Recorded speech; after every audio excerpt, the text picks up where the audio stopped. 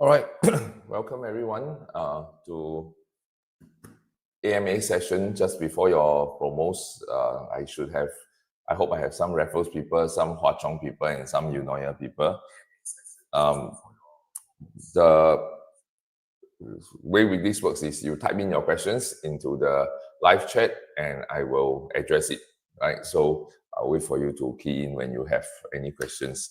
Anything on any topic, any concept, clarification, whatever it is you want to ask.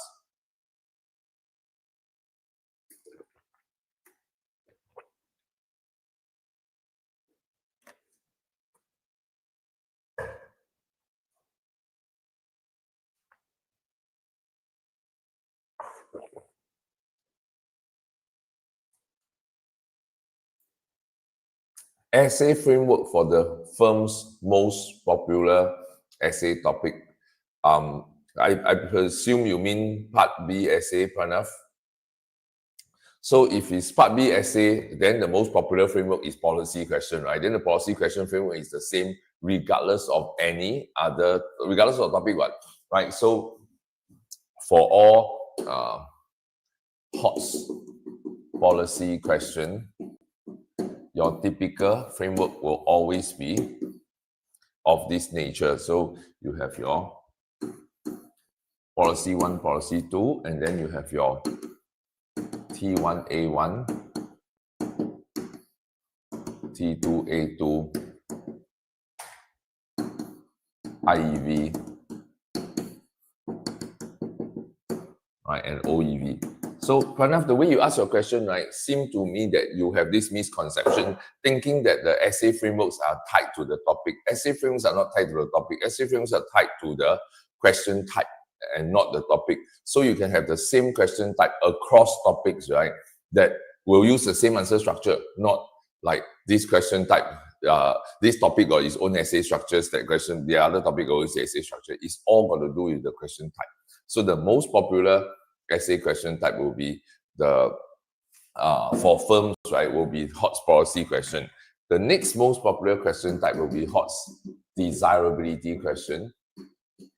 So HOTS desirability question for firms, right, will be presenting 4 main body paragraphs. So what you have is a T1, T2, A1, A2. So where T1 can be desirable. What do you mean by desirable and desirable? T1 will be one reason why something is desirable. T2 is why that thing is desirable. So like, for example, why market dominance might be a good thing. So T1. So maybe market dominance bring about a lot of IEOS, for instance. Right, so IEOS brings about a lot of benefits to firms and they can pass on the cost savings to consumers in terms of lower prices. That will be a benefit. Then you can talk about how market dominance lead to higher profits, and these higher profits can in turn be directed towards R&D, and this leads to more innovation for in terms of product innovation, better quality goods. Then you go into antithesis, why it might be undesirable. So then again, present 2 reasons. All right, so this would be the structure for the second most popular question type. So these are the 2 main types. Of course, there could be less popular types that might appear, but in terms of promo exam, I think these 2 are the predominant types. Okay, so I hope that answers your question.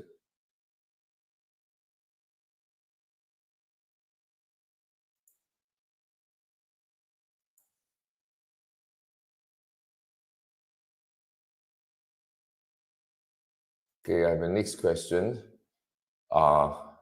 Aiden wants a refresher on RDM framework, right? So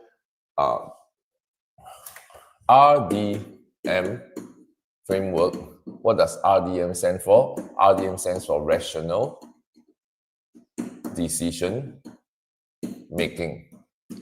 So in the RDM framework, we got to ask who is the one making the decision. So we got to look at the decision maker.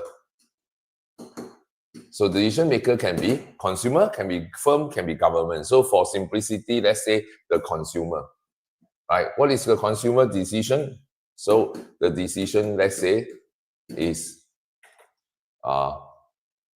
got two kinds of decision. Let's write both, right? Whether or not to buy a good. And second decision is if buy how many units. Right, so these are the two decisions that consumers will typically make under RDM framework. So then what are the assumptions we are making? The assumptions we are making is that consumers are rational,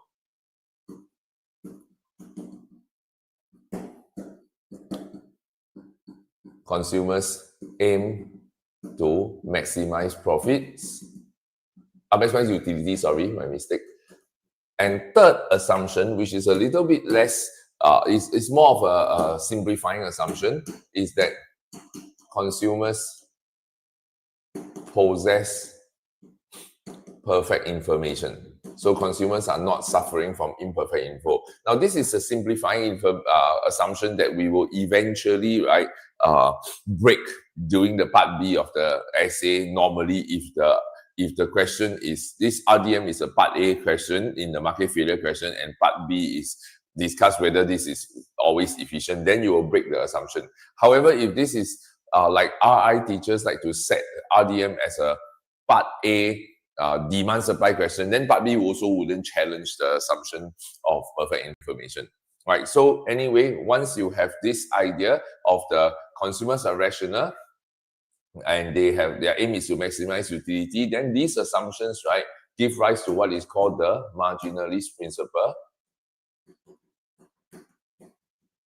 right, which tells us that the consumers will consume a good up to and including the point where the MPB equals to MPC. So now zooming in on question number 1, how does the consumer make a decision on whether or not to buy a good? So to buy versus to not buy.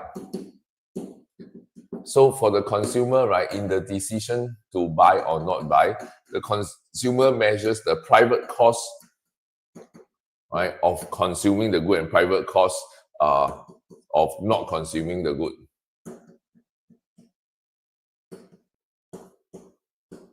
Right, so some consumers in the market will choose to buy the good, some consumers will choose not to buy the good. So the consumer who would buy, right, would be a consumer whose MPB and MPC intersect at a private optimum. So let's call this guy, let's call this guy private optimum of the consumer. Right, so the consumer should buy this amount. Now, in order to show that this makes sense, then I need to show that by moving from 0 to QP, the consumer gains OBCQP. But if moving from 0 to QP units, the consumer incurs a cost of OACQP. So OBCQP, which is what the consumer gains when they consume up to QP, from 0, the key point is from relative to 0, because we are saying to buy or don't buy, right? So then the cost the consumer incur is OACQP. Then the net gain to the consumer, if the consumer chooses to buy, is area ABC. So that is called decision. This is to illustrate why such a consumer would choose to buy. Now, on the other hand, if a consumer who doesn't want to buy, then the MPB of the consumer and the MPC of the consumer does not have a positive quantity where the two curves intersect. So QP is actually equals to 0. So how you show this is by choosing an arbitrary quantity Q1 that is positive, and show that, right, by consuming from 0 to Q1, by moving from 0 to 1, the gain to the consumer, which is QP Q1, is actually lower than the cost to the consumer of QP Q1. Then the consumer actually has a net loss to consumer if the consumer consumes this good. So in this way, then we will have a ability to show that the consumer, some consumers will choose not to buy, which is the right-hand graph, some consumers will rationally choose to buy. So that's rational decision making to buy or not to buy. Now, there is a second question here, right? The second question is not about buy or don't buy. The second question is, if we buy though, then how many units would the consumer then choose to buy? So to illustrate the buy, how many units to buy, right? So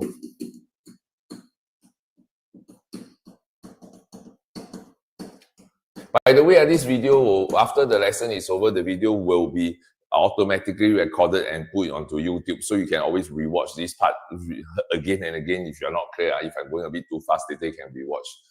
All right, so I think you might be able to scroll the timeline back if you need to. All right, so to buy or to don't buy. So again, your benefits and costs, your quantity. So to buy or not buy, how many units to buy? Then the way to do it is to apply the marginalist principle to say that the consumer's optimal is at this level. Then you want to show that if the consumers consume at a quantity lower than QP, let's call it Q naught, or a quantity higher than QP, or higher, that means at Q1, then the consumer is actually worse off. If the consumer buy less, the consumer is also worse off by consuming more. So by comparing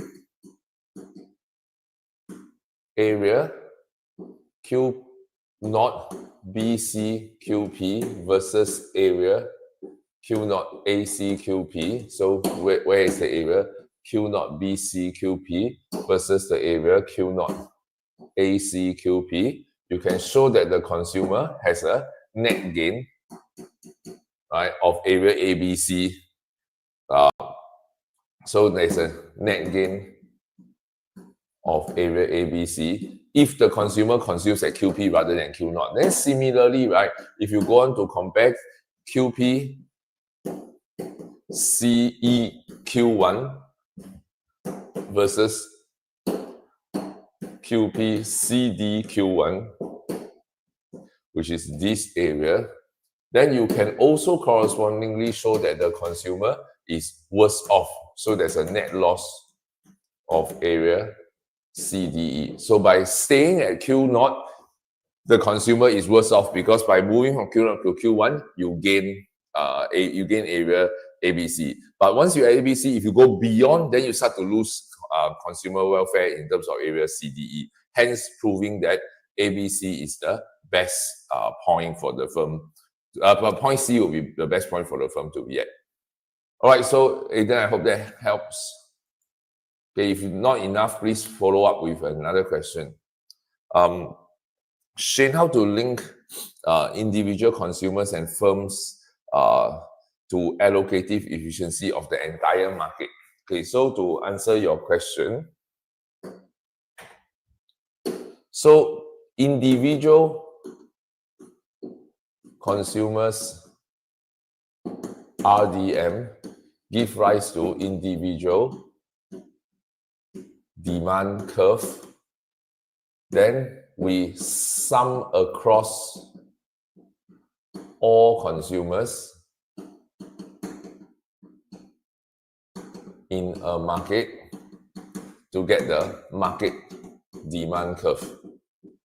Right, so this part, right, how you link from here to here, this part don't need to present in the exam in detail. So you just describe briefly, right, how the individual so you focus on this guy first and then explain how this decision making can then be used to derive a demand curve for the individual consumer, and in turn how this demand curve can be summed across all consumers to get market demand curve. Then after that we do the same thing, right? So individual firms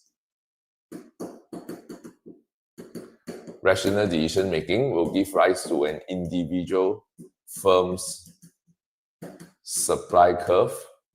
And then again, if we sum across all firms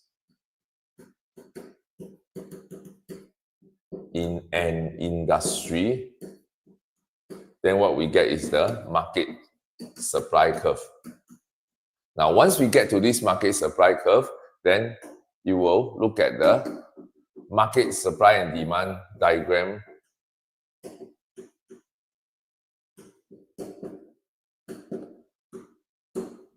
where the demand and supply will meet, and eventually the market will come to an equilibrium, E naught, where we have a market price of P naught and Q naught. So now, assuming the good is not a public good, and so this will mean that the demand is equal to MPB perceived, and assuming that the market is perfectly competitive, so that therefore equilibrium is E naught. There is a the market supply S naught intersect E naught. So this is market equilibrium. Then you can add in, and consumers possess perfect info.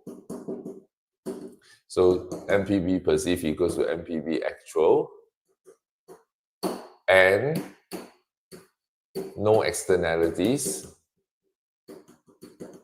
So this is MSB, and this is, let me write this, is MPC equals to MSC. Then the intersection of these two will give us this point, right? Now, but I need one last assumption. I need to add the assumption that and perfect factor mobility. So with this last assumption, then this becomes long run marginal cost. So then this is long run equilibrium. Then I can say that this is equal to social optimum. Right, so the free market is socially optimum or allocatively efficient if rational decision makers of consumer side and producer side come together to reach a market equilibrium. But if we have no public goods, no externalities, no imperfect information, and no market dominance, as well as perfect factor mobility, then that outcome in the market, Q naught, will be exactly equal to the social optimum, QS. Right, so this is how we can determine it. Okay, this is how we can explain how we link RDM to allocative efficiency.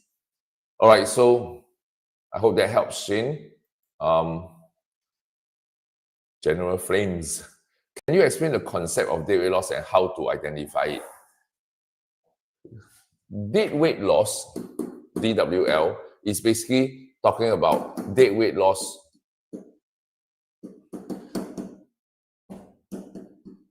to society.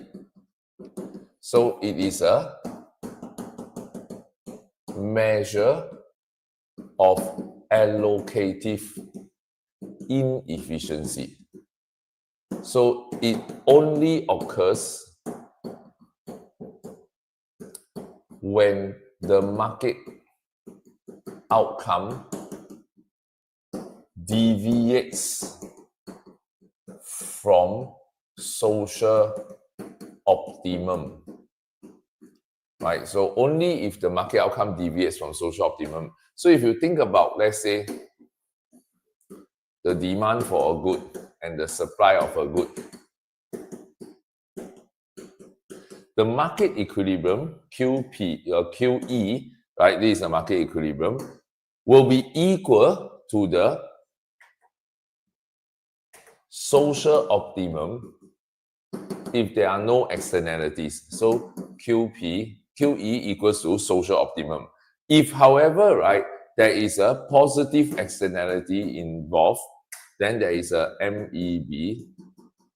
Then social optimum is now equals to this level, QS. Then you can see that the market equilibrium is away from the social optimum. It is now less, right? So there is an under consumption of the good. So the deadweight loss, right, will always be measured from the QS point of view. Now, how to measure? So if you think about, if you're not clear, please pay attention here. Now, this is really important now. So if I start from, let me drag this down a little bit.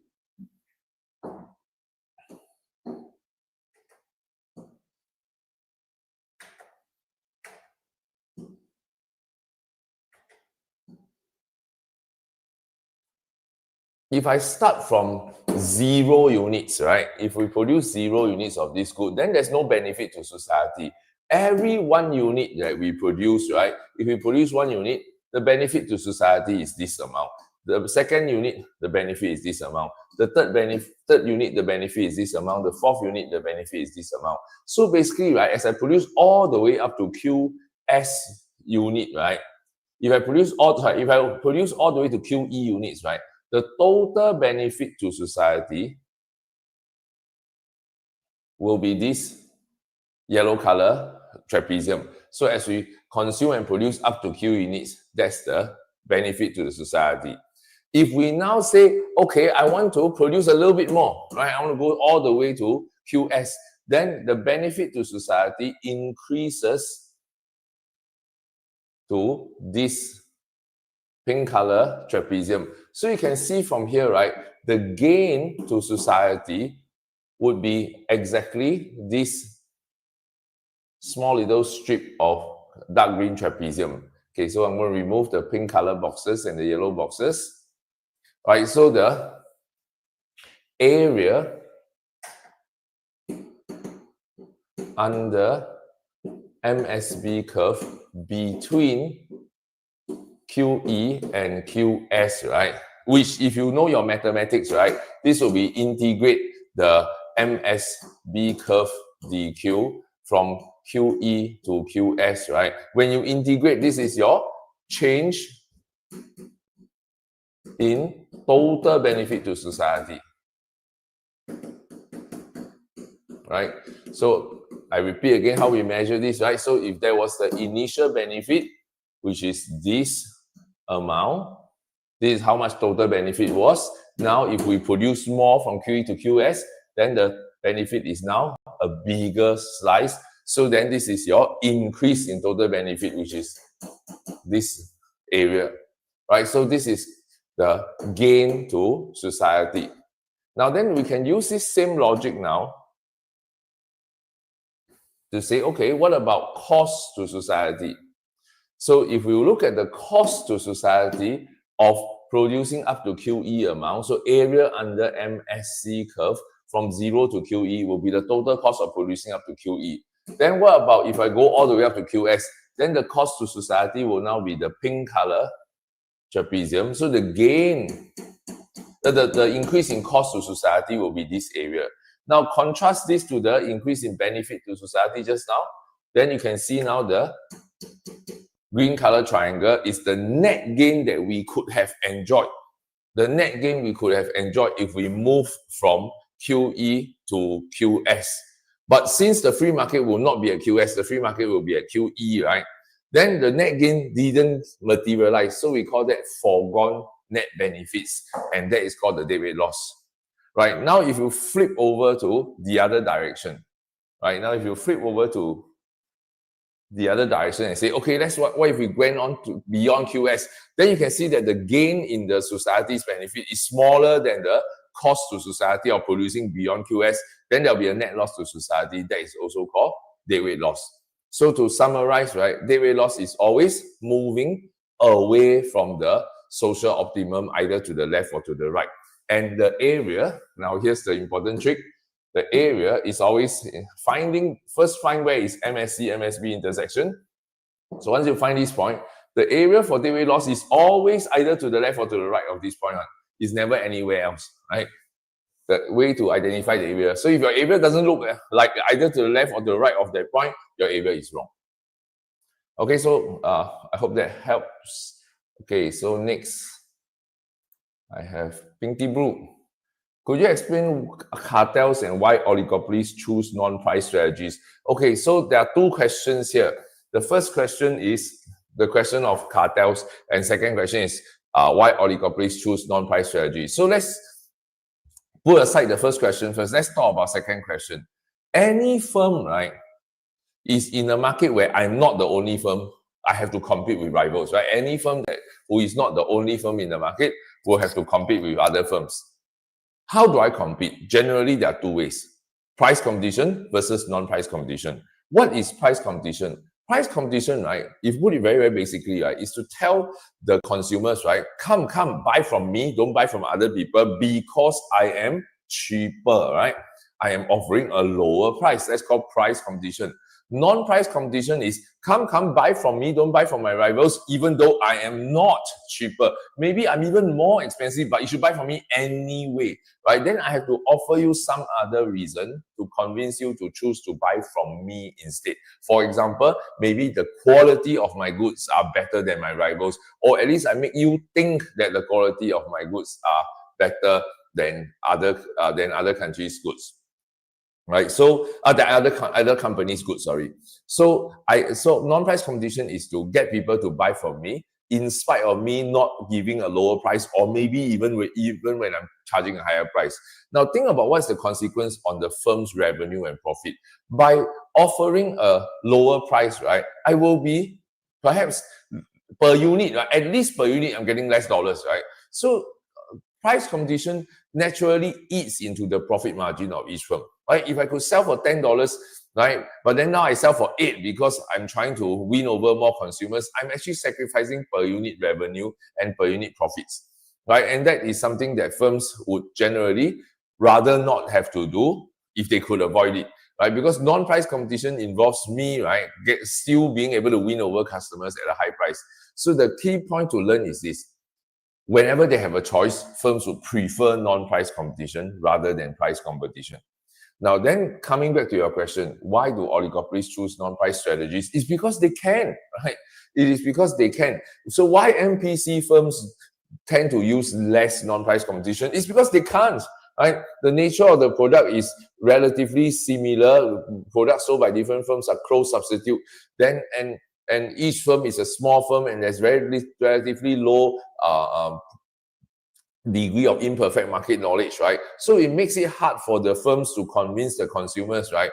Pay me more to buy my good, because I can't really convince you that my product is actually better than my rivals, right? Because it isn't that much better, and you know it, right? You got near perfect info. But in an oligopoly, because of high degree of imperfect info, because of high degree of product differentiation, or even just perceived differentiation, it allows firms the ability to charge higher prices without worrying about losing customers. So they can do that.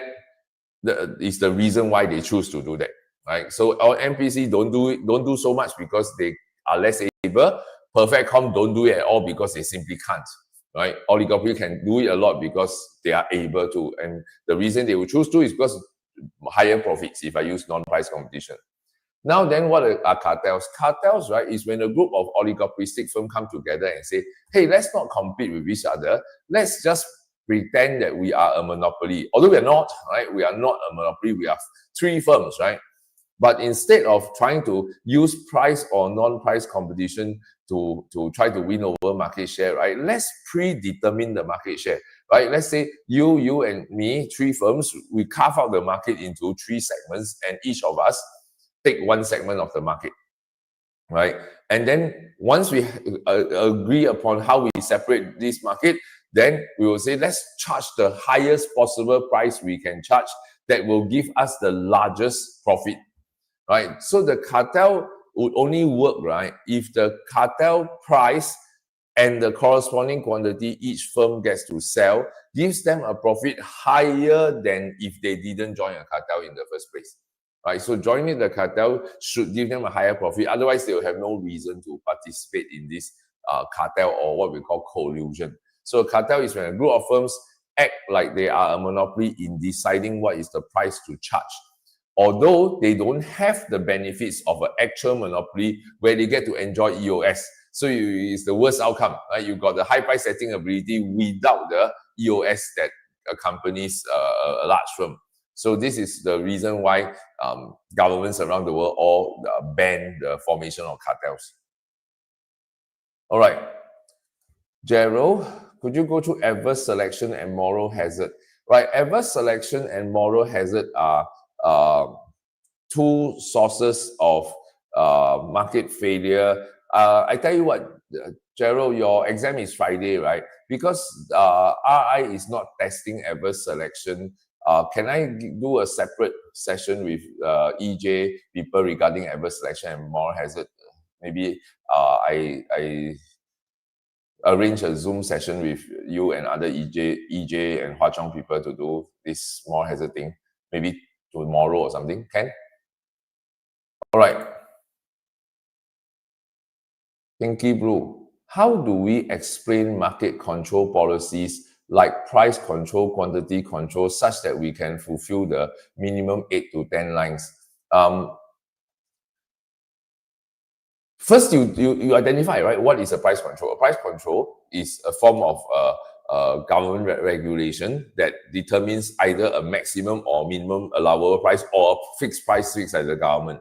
Then once you have identified and described what this is, give me an example of how governments in the real world might do something like this. So in the context of this market, what this might mean is that the government might set a price ceiling on eggs, for example, stating that eggs cannot be sold more than a dozen of eggs cannot be sold more than $6 or $5, for example. So then you give an example of how this is actually carried out in the world. Then after that, you say, okay, what is the function of this price ceiling? Then you draw a diagram to show how the price ceiling would prevent the price from rising. For instance, right, you might say that suppose this is the current market equilibrium price, and the government realizing that in a market, right, there is a event that happens that causes, let's say, supply to decrease and price would rise to P1. Then, but the government thinks that P1 price, right, is too costly, too high for consumers to bear. So what the government might do is to set a price ceiling of P max, right? To say the prices can rise but not beyond P max. What this will do is to cause the price to rise only up to P max. So the quantity demanded would fall up to only this point, but quantity supplied, however, would drop to here, and then this will result in a shortage in the market. Right, so explain how the price ceiling works. Usually a price ceiling is presented as a policy to deal with rising prices beyond which beyond a level that the poor can bear. How then why does the price rise? Surely there must have been an event. So in your graph, you can show an event causing supply to shift and price to rise, or demand shifting causing price to rise. And then what would be the new price that if it's left to the free market? How a price ceiling set can actually prevent the price from rising too high. Alternatively, you can choose to let the red line be at P0. Right, government set the current price as a fixed price or maximum price, then the price can't even rise. That'll be something easier to draw. All right. CS and PS, how it may be seen in different graphs. Oh, I don't, Pranav, can you be a bit more precise? What do you mean by different graphs? CS and PS is typically used only in a demand-supply context. So if you look at the demand and supply curve diagram, right, the market equilibrium determines the market price. Consumer surplus will simply, based on its definition, be equals to this area, right? This is CS. Producer surplus is this area. So what do you mean by different graphs? Are you talking about under price control, or are you talking about firms, or what exactly are you referring to?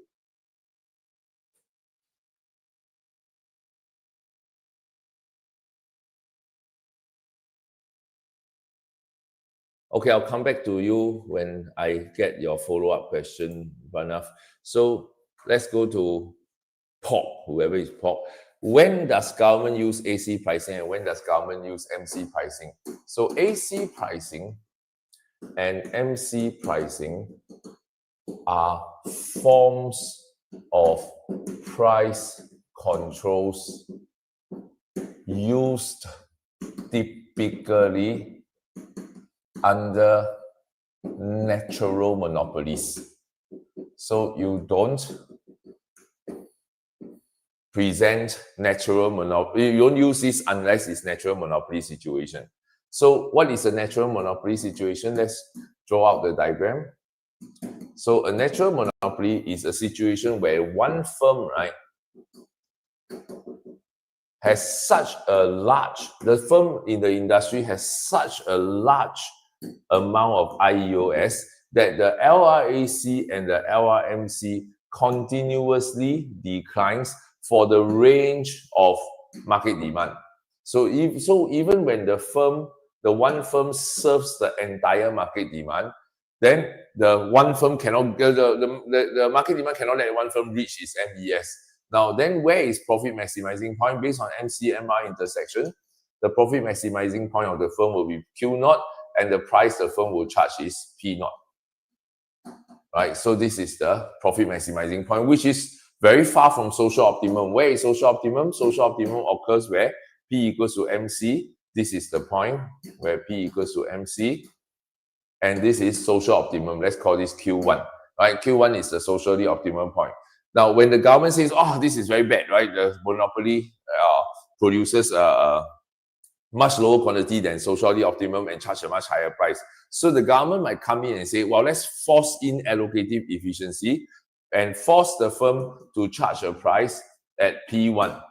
Right? If I force you to charge a price at P1, then the consumers will buy up to Q1, then the firm will produce up to Q1. The profit maximizing point for the firm is at Q1 if the price is at P1.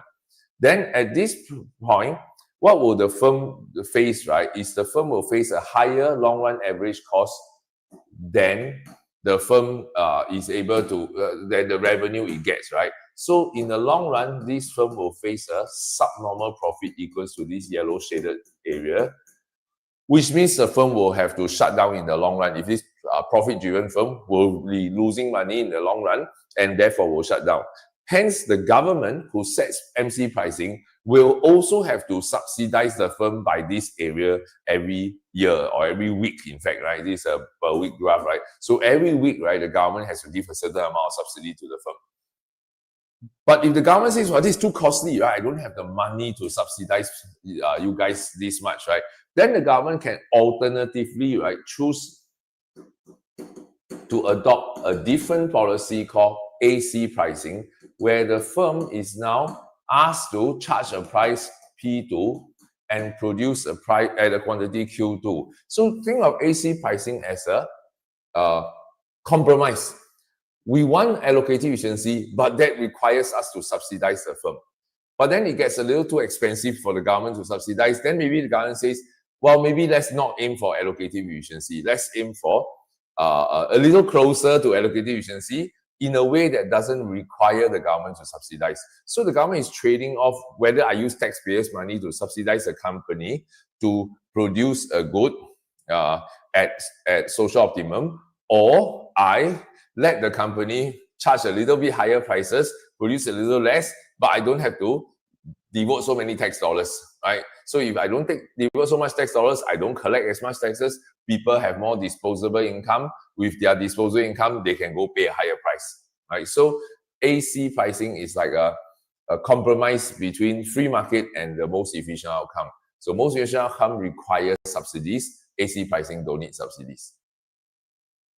All right, next, Ian. When firms reap IEOS, there's a downward shift of LRAC. How to show that they pass on cost saving if MC doesn't shift? There is no LRAC curve shift when there is IEOS. When there's IEOS, IEOS is either described graphically as a movement along the LRAC curve. So IEOS, you can either show like this. So as the firm increases its output, the average cost, sorry, not P, the average cost goes down, the LRAC goes down as Q go up, or you can draw this as a situation where the firm's SRMC curve and SRAC curve becomes, the firm's SRMC curve and the firm's SRAC curve go to a lower position. So there are two ways to show IEOS being enjoyed by a firm. Either SRAC and SRMC shift or movement on LRAC. So Ian, now you say you mean SRAC. Okay, so if you mean SRAC, then note that SRMC also correspondingly shifts. Cannot just be AC shift, MR don't shift one. All right. Okay, so now coming back to Pranav. So when you're talking about price control, for example, if there's a price ceiling, now let's assume price ceiling is set below equilibrium. So let me use a lighter shade. So let's say this is original price. So initial consumer surplus, right? Initial consumer surplus will be this triangle. Producer surplus will be triangle below, right? So if the government says, okay, we're going to set a price ceiling, P-max here, then this will create a QD and QS. So now the question you want to ask, right, before you even draw your consumer surplus and producer surplus is, then what is the actual quantity sold? So if you choose to indicate actual quantity sold to be equals to QS, so consumers wish to buy 100 units, sellers only wish to sell 40 units. So then per week, right, only 40 units are actually sold. Then the new consumer surplus will be based on the 40 units that are sold. What is the price consumer willing able to pay? What is the price they actually pay? Then this whole vertical area, vertical height of all these add together is your consumer surplus. Now your producer surplus on the other hand is what is the price sellers receive? What was the minimum price they're willing able to sell at for each unit that is sold? This is producer surplus. Right? So new producer surplus, new consumer surplus. Now in contrast, original producer surplus is a bigger triangle, now has strength to a smaller triangle. Original consumer surplus was the green color triangle, now becomes a pink color, orange color trapezium. So that will be how you indicate a change in consumer surplus. Okay, I hope that answers your question. If not, please follow up with another one. Yuhan, when we say that companies expand their scale of production and experience IEOS, so there's a shift along. Yuhan, there's no such thing as a shift along. You either shift the curve or movement along, right? So get your terminology right. Huh? So this is called a movement along. This is called a shift of the curve. So this movement along the curve, shift of the curve. There is no such thing as movement. But there's no such term as shift along. Right? So which one are you referring to?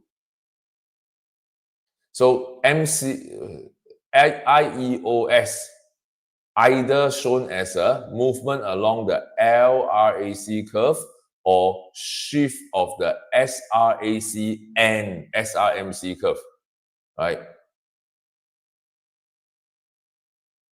So you can use either way of expressing. It's two different ways of showing the same thing. It's not like they are different things. Why got this shift is because I got the shift of the curve is because the LRAC curve, right, is actually made up of many SRAC and SRMC curves. Right, so gaining IEOS, right, is actually allowing the firms to have a lower and lower position of its SRAC and SRMC curves. So that is the reason why you have this SRMC curve shifting down. All right. Shane, what is the essay structure for Part A firms question that compare firms across different markets? Example, their price and competitiveness. So Shane, what you're asking for is called a CBP question. So a CBP question, right? So what you should do is to split your essay into two main boxes. Right, this is your R1, this is your R2. So in your R1, what you do is you compare two market structures, right, using real world examples. They are very important.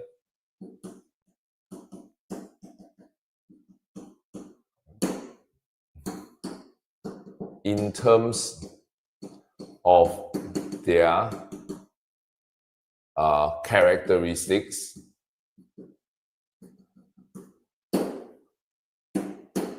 and explain how these differences result in a difference, meaning one, in the way the firms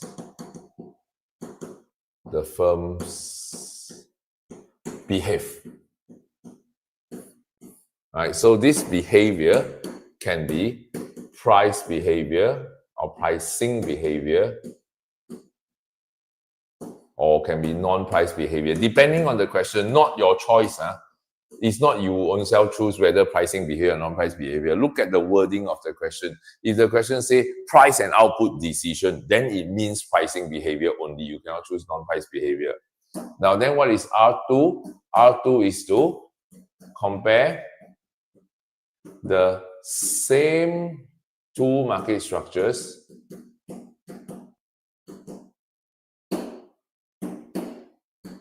using the same example, same real world example.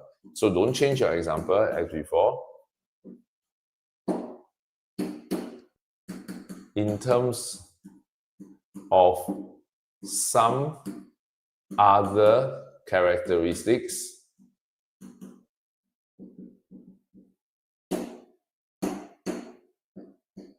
and explain how these differences result in either another difference in behavior or a difference in the firm's performance.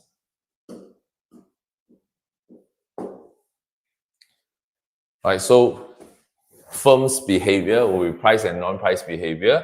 Performance will be things like your profits, your variety you offer to consumers, whether you innovate or don't innovate to come out with better products over time, or whether you are efficient or inefficient, allocative efficient, productive efficient, dynamic efficient, whether you lead to fair or unfair outcomes in the economy. So these are the CBP structures. Now, to get more detail about CBP, I just put up in the Telegram, I think yesterday or day before, a summary table on the different market structures CBP framework. Please go and refer to that. All right, I hope that answers your question, Shane, on the structure. So both R1 and R2 must be using some characteristics and compare them and show how the differences lead to a difference in outcomes. The outcome either behavior or performance, either behavior and behavior R1, R2, or behavior R1, performance R2. Whether it's behavior and performance or behavior and behavior, all depends on the wording of the question.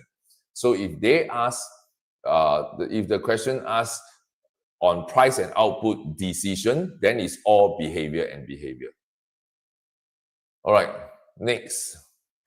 Ian, can also then also for the cosmetic question, can I say that one reason for market failure, then AT, I say that the government no need intervene, ask consumer welfare. Ian, I don't understand your English, man.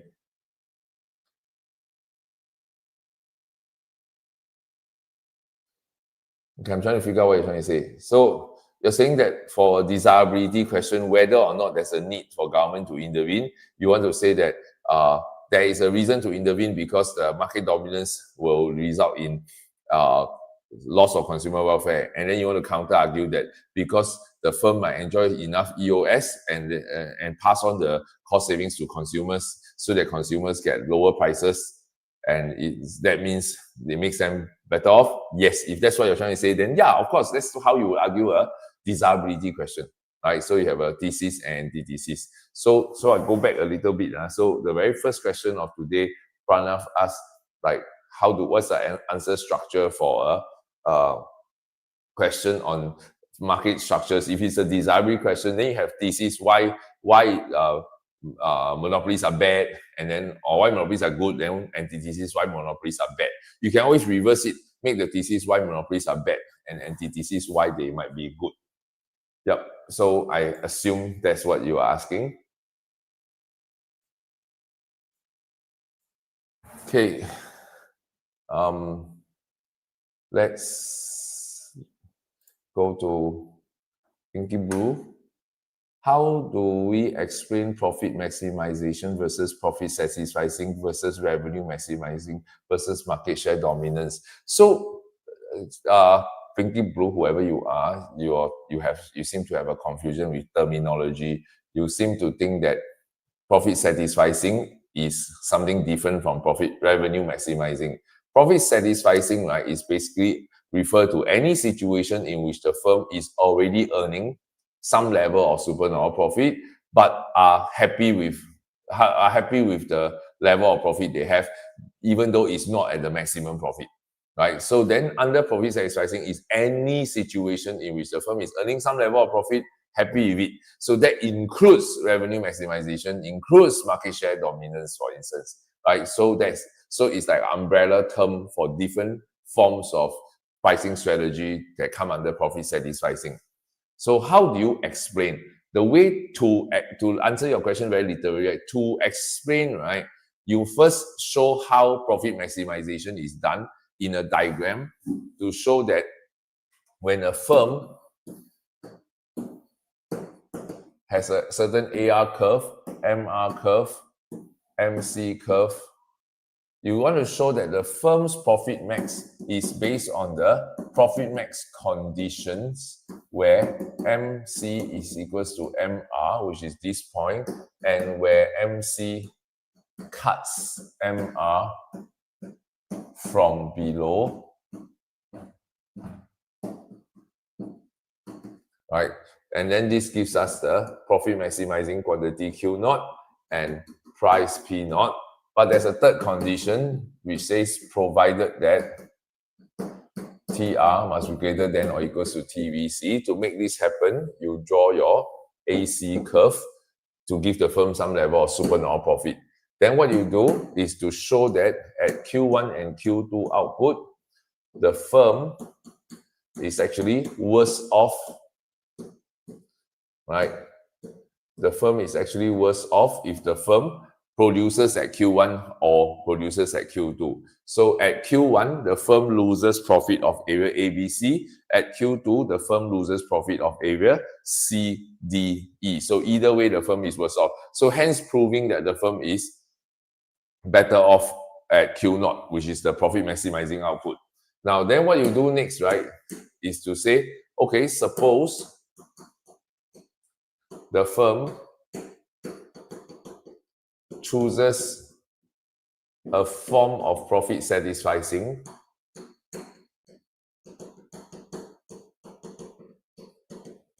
say revenue maximization, right? So you hypothesize this. Okay, this is the important part.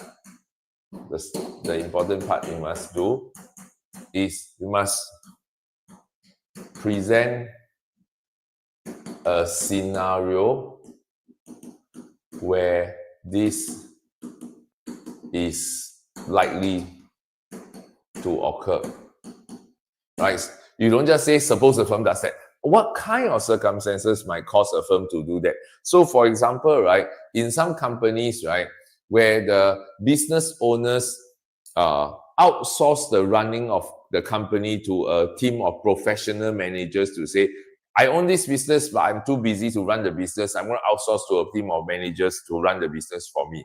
But how I pay these managers, right? Maybe the way I structure the payment system to these managers is that I tie their remuneration to the firm's revenue, for instance, or to the firm's growth, for instance. Let's say I tie to revenue. Then the managers, right, might choose to adopt a revenue maximization strategy. So you're going to present this as a scenario first. Then after that, you present your condition for revenue max.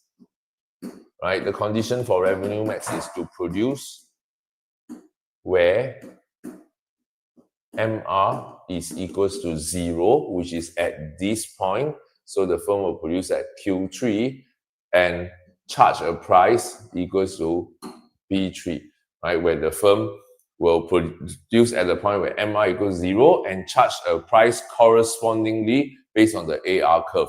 That's how you would explain a firm choosing profit satisfying. So you cannot just say, this is where profit maximizing is, this is where revenue maximizing is. You have to say, this is where profit maximizing is, prove that this makes sense, prove that this is the correct profit maximization. Then you got to go on to say, but sometimes firms might choose revenue max as a form of profit satisfying. How do they go about doing it? Then they will, then the orange color part comes in, right? They will set MR equals to 0 and you show on the graph. Not done yet, huh? Then last step, you must explain why, right? At MR equals to 0, right? We are at revenue maximizing. So to do that, right, you need to push your MR curve into the negative region to show that if I go beyond Q3, I lose revenue. If I go below Q3, I also lose revenue. So the two little green triangles here, right, show the decrease in total revenue if I move away from Q3 on either direction. Right, this way is to show that the firm's revenue is in fact maximized at Q3 point, Q3 output. All right, so this is the correct way of answering the question of how a firm changes, how a firm sets its price will change in accordance with the aim of the firm changing. All right, Shane says, for government subsidy, indirect taxes and subsidy, how do we derive the area of government revenue expenditure from the DDSS graph? Is ever needed to show this area? Yes, you need to know this, right, Shane? So, for instance, right, let's say this is the supply and demand curve. This is the original market equilibrium. So if there was a tax, right? So let's S1 equals to S0 plus tax. So let's indicate the tax as $T. So the vertical height is called T. Now notice that $T is we have drawn this as a parallel line. So that means the T is a constant distance. Right? So this brings our market equilibrium to E1. And the price rise to P1, quantity fall to Q1. Okay, now watch carefully, Shane. The increase in price, right? I'll draw this in red. The increase in price is this arrow. Let's call this guy delta P, change in price. Then you compare this with the increase in tax. The increase in tax clearly is a taller than the increase in price, right? Can you see this bigger? So what exactly is the increase in tax? The increase in tax is actually this distance, but the increase in price is smaller, which means to say, right, if the good was originally $10, right, and the government sets a tax, right, of let's say $3, the price increase could not have gone up by $3 whole. Maybe the price increased to $12, or rather $11 in this case. Then that means, right, at this point, this guy is called P1 minus T, right? Will have to be $8 because the vertical height between P1 and P1 minus T must be exactly the tax, which is $3, right? So this is the $3 per unit tax multiplied by Q1 units the total government tax revenue is this area, right? So this is the way we measure how tax revenue is being determined. Now, you might say, when does we do this? Then there will be exam questions that say, suppose there was an increase in tax.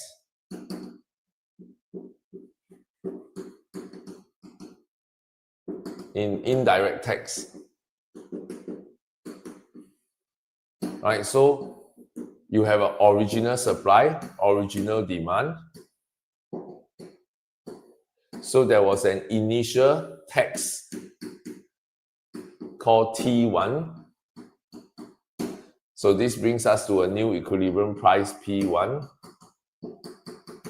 new equilibrium quantity Q1, and you have a P1 minus T. So your initial tax revenue is this yellow color box.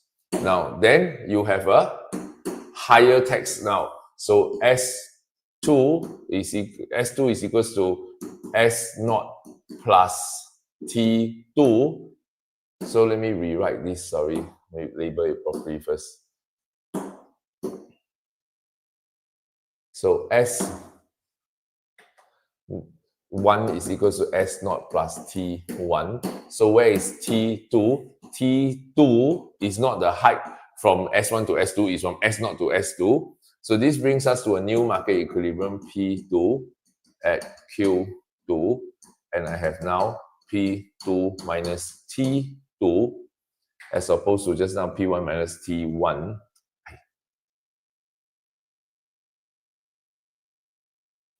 Then now my new tax revenue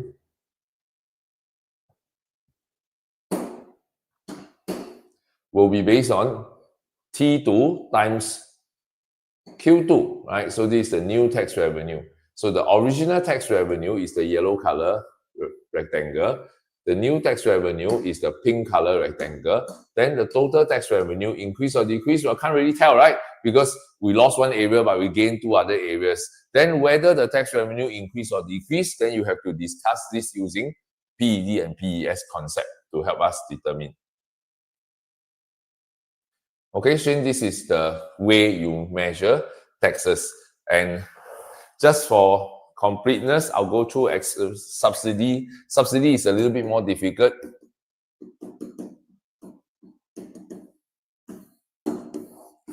So if I have an original supply and original demand and the intersection of P0 and Q0, if the government gives a subsidy, so let's call S1 is equals to S0 plus subsidy at a subsidy amount.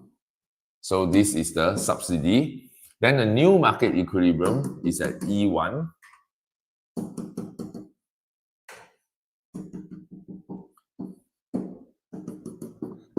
P1. Now, where to calculate the subsidy? So the subsidy per unit, right, now needs to be calculated as a P1 plus subsidy, right, P1 plus S. So the total subsidy the government gives is number of dollars per unit times the number of units. Then this is the area representing the total subsidy given by the government. All right, so this is how you would measure the subsidy area expenditure by the government on subsidizing if they were to give an indirect subsidy. All right, so how will they test this? Again, they can test you as whether the subsidy, if they change the subsidies, right, will that cost the government more? Will it cost the government less? So far, I don't see them testing this before in any school promo exam yet. They mostly play with taxes.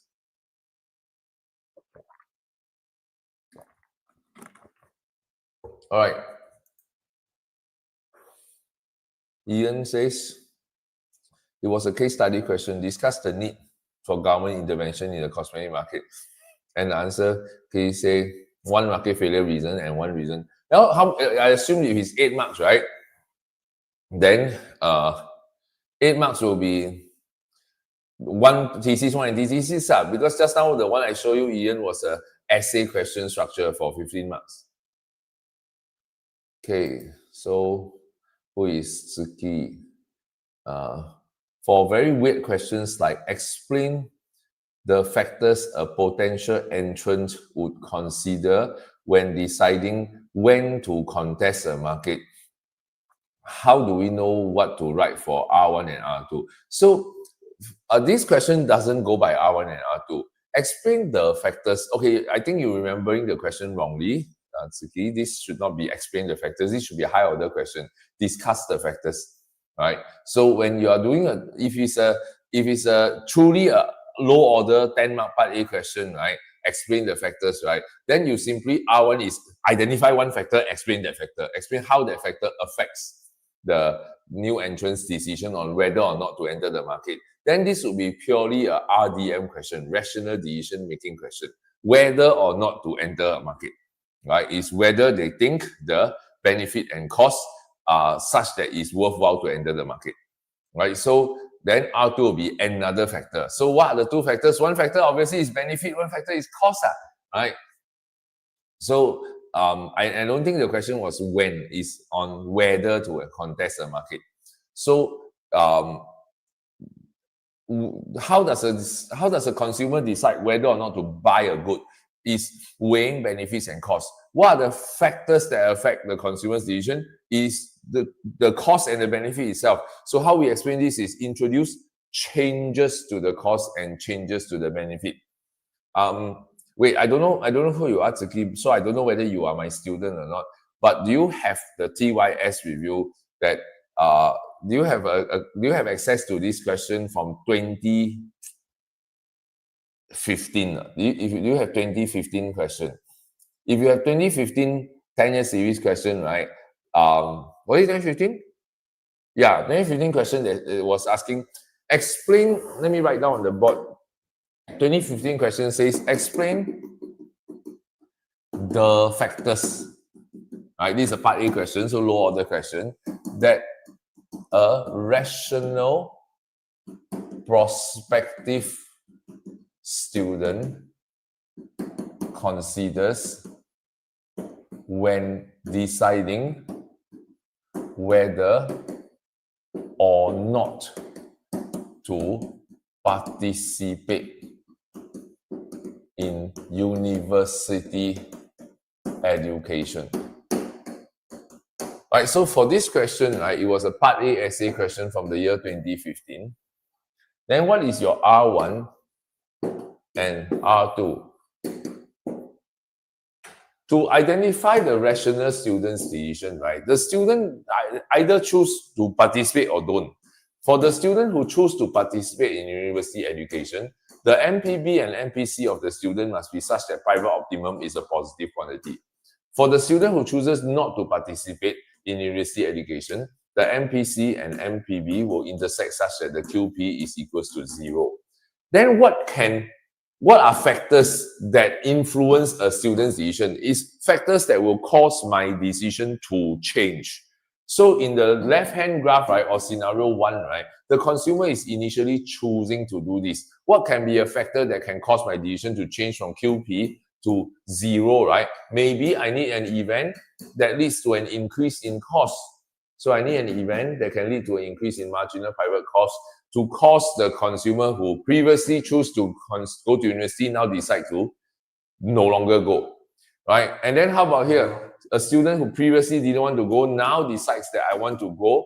Then what can happen is some event that causes MPB to increase. So how do you structure this answer? This is your R1. This is your R2.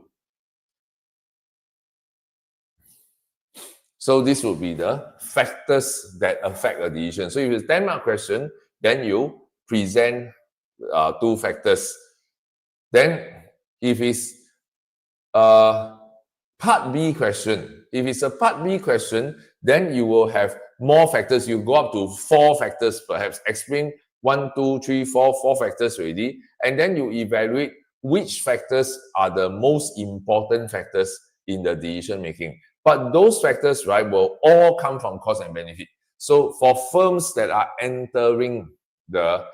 thinking of entering an industry, it's no different from a consumer thinking of entering a market to buy a good or don't buy, like the case on the board, right? Whether the student decide to enter the university to buy a good or don't buy a good, buy university education or don't buy, it's a matter of cost benefit analysis. So what are the factors? Factors that change the benefit, factor that change the cost, right? So from here, so it's not R1, R2 idea. It's just identify 4 factors, 2 from benefit side, 2 from cost side, and explain how they influence the firm's decision. Then evaluation is about which of these factors do you think is the most important factor in the given context of the particular market in the question. All right. What does Ian have? For the firms just now, I assume that JN sent for just now, why is the firm losing profit area ABC? Which question? Which part? This one? When a firm moves from Q0 to Q1, right, the firm is giving up revenue equals to Q1 BC Q0. This is the decrease in total revenue. But I move from Q0 to Q1, I also experience a decrease in total cost.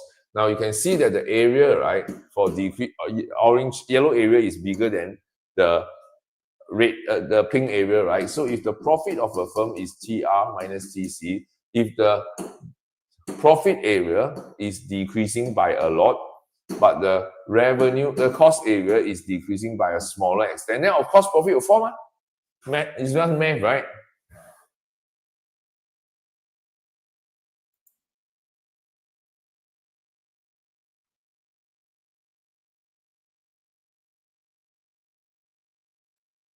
Huh?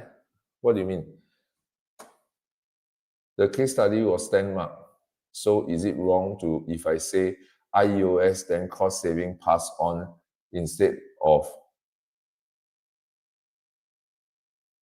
no need to intervene as example allocated usually due to misconduct? I really don't understand. Ian, you need to give me, you need to type in more coherent English sentences. People don't know what you're trying to say if you don't say it properly. Can you say properly, please? I'll wait for you to key in again. Shannon, can you go through contestability of markets and King demand theory? Okay, contestability, right, is a concept that is different from level of competition. A market is competitive or not competitive is a function of how many competitors I have. So a market can be uncompetitive, right? If there are many a market can be competitive, if there are many firms in the market competing with each other. A market can be not so competitive if there are fewer sellers in the market. A market is not competitive if there's no other seller except one. So then there's level of competition.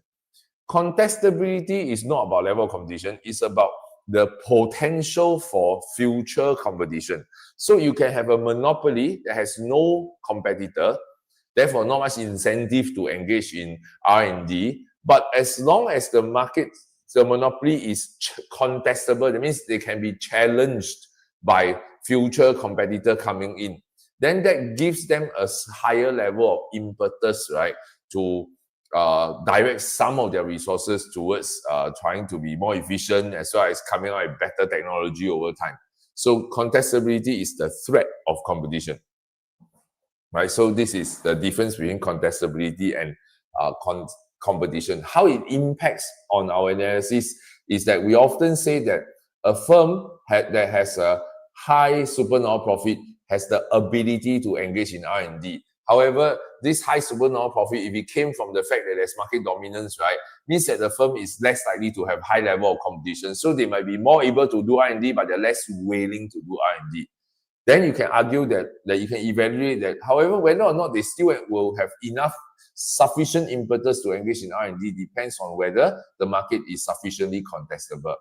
If the market is sufficiently contestable, then the firms still have some incentive to engage in R&D. So that's the contestability idea. All right. Your next concept Shannon wanted to ask is about the kink demand curve theory. So basically, the kink demand curve is a theory about oligopolistic firm. In an oligopoly or in an oligopolistic market, one of the features of an oligopolistic market, right, is there are few large firms. The few large firms lead to this phenomenon known as mutual interdependence, right, where one firm's action have a significant impact on other firms. Mutual interdependence therefore result in a very important implication. The implication is that a firm cannot ignore the potential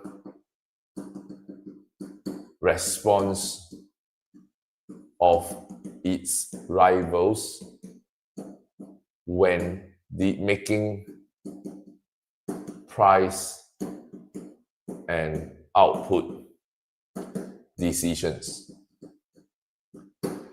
Previously, before we learn oligopoly and kink demand curve, we argued that a firm, right, whether you should raise price or lower price, simply look at things like your PED, right? So we have a AR curve or demand curve, right, that has a certain gradient based on price elasticity of demand. And so if my AR-MR intersects, then this tells me that the firm will choose to produce at Q0 and charge a price P0, right?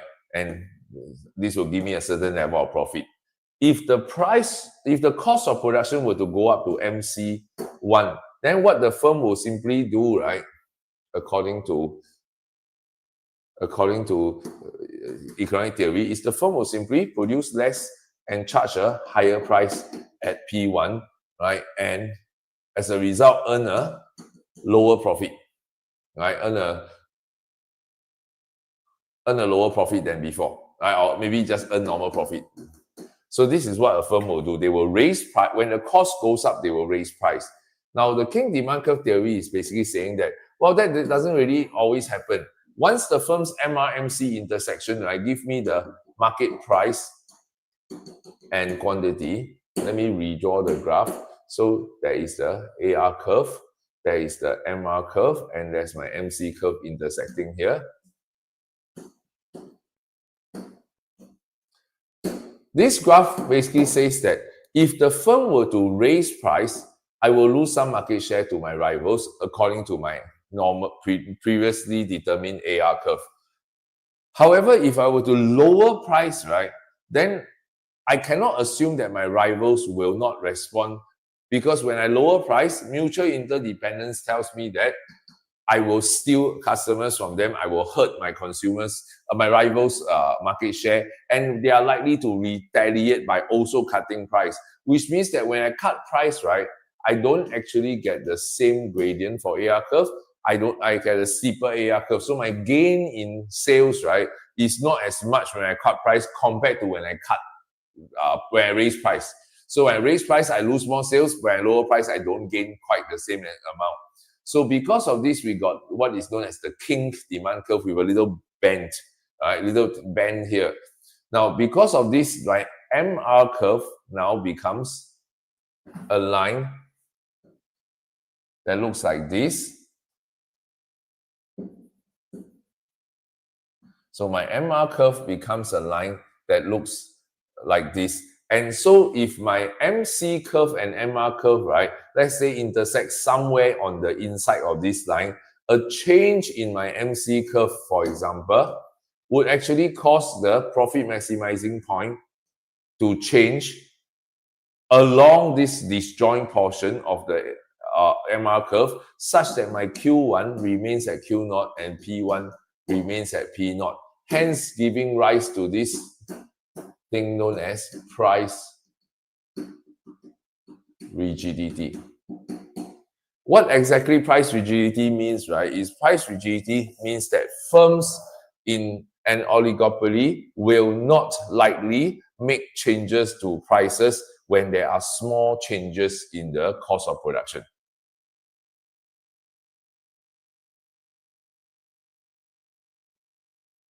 Okay, so that's your king demand curve theory. All right. Ian, you PM me. Wait, where you PM me? You PM me on WhatsApp, is it? Wow, why so...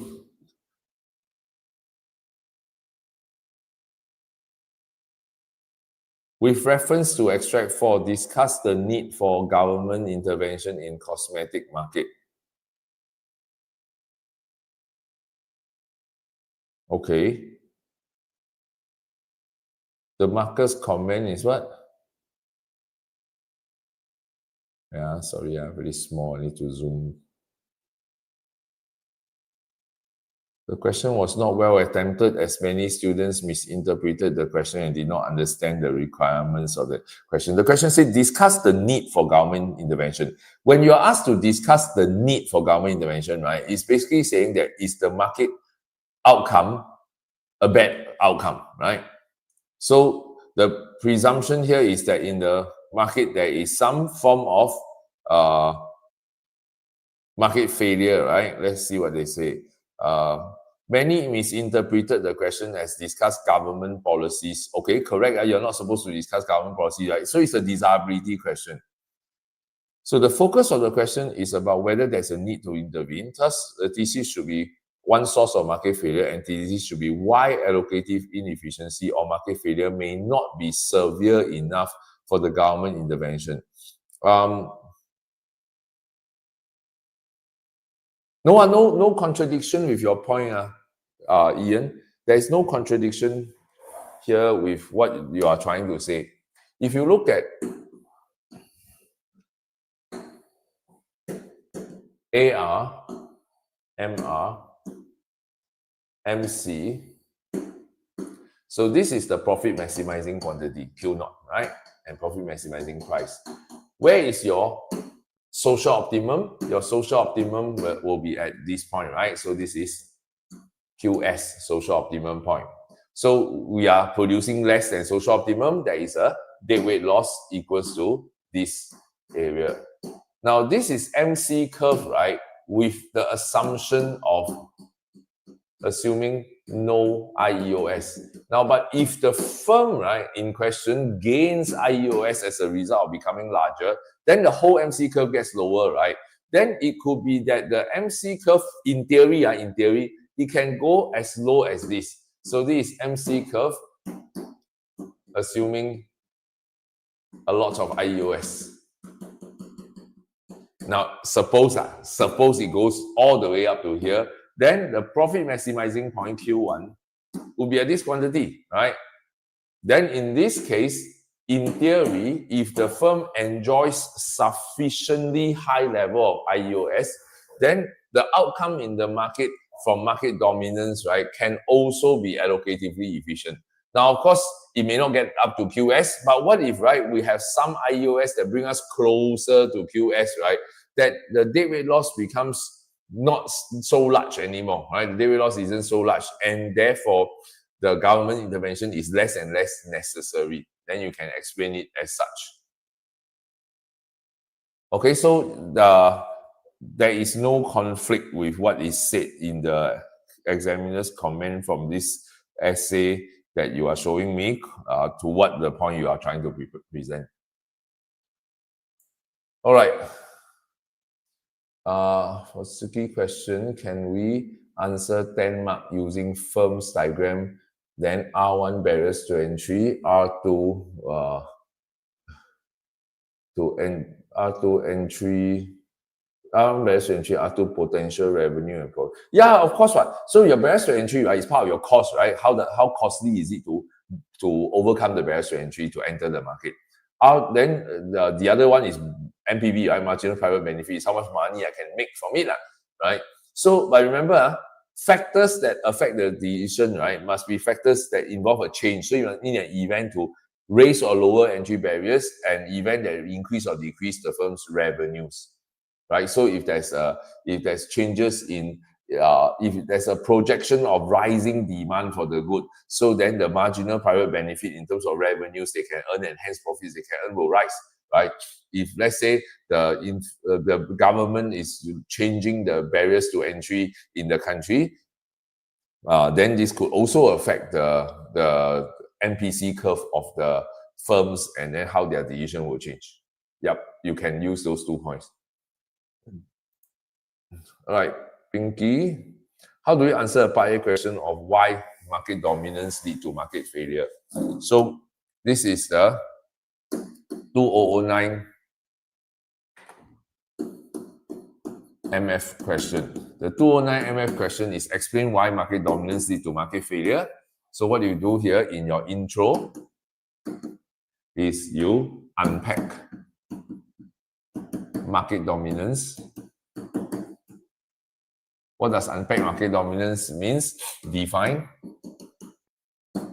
describe using a real-world example, conclude price setting ability, and downward sloping AR curve.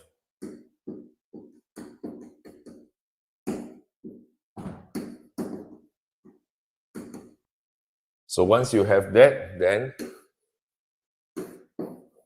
R1 and R2, R1 will be explain how market dominance can result in allocative inefficiency. R2 will be explain how market dominance can result in productive inefficiency. So that's how you would do R1 and R2 for this question.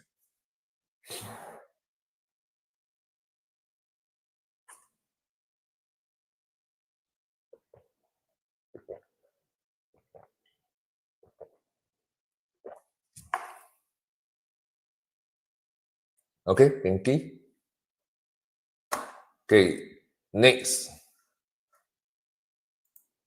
请问 how to solve market dominance?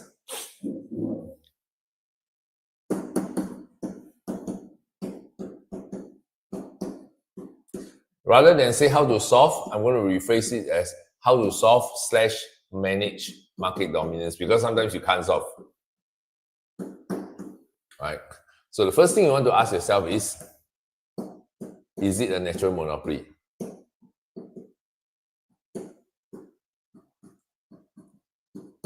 If the answer is yes, then nationalization or regulation of natural monopoly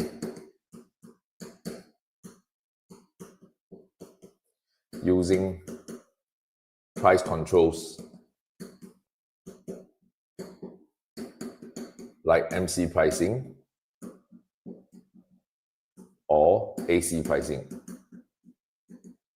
Right, so this would be what you would do for natural monopoly. Is it a natural monopoly? No. If it's not a natural monopoly, then to what extent can the market be liberalized? What does liberalize means?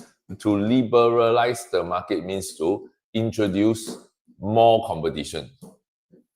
Right? So if it's to a small extent, then your policies will be to lower BTEs to let in more firms plus regulation to disallow anti-competitive behavior.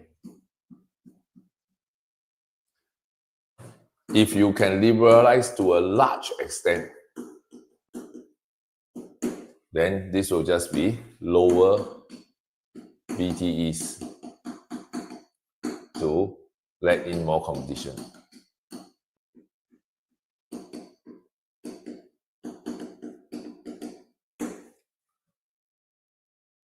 Right, so this would be the general approach to dealing with market dominance. So which branch do you go under to solve market dominance will depend on what is the given context in each question. In each essay question or case study, you have to see which situation they are testing. Right, so if they talk about public transport, right, then public transport will fall under natural monopoly, right? So public transport fall under natural monopoly, it wouldn't be quite suitable for you to use the policies on the right side. You should use policies on the left side.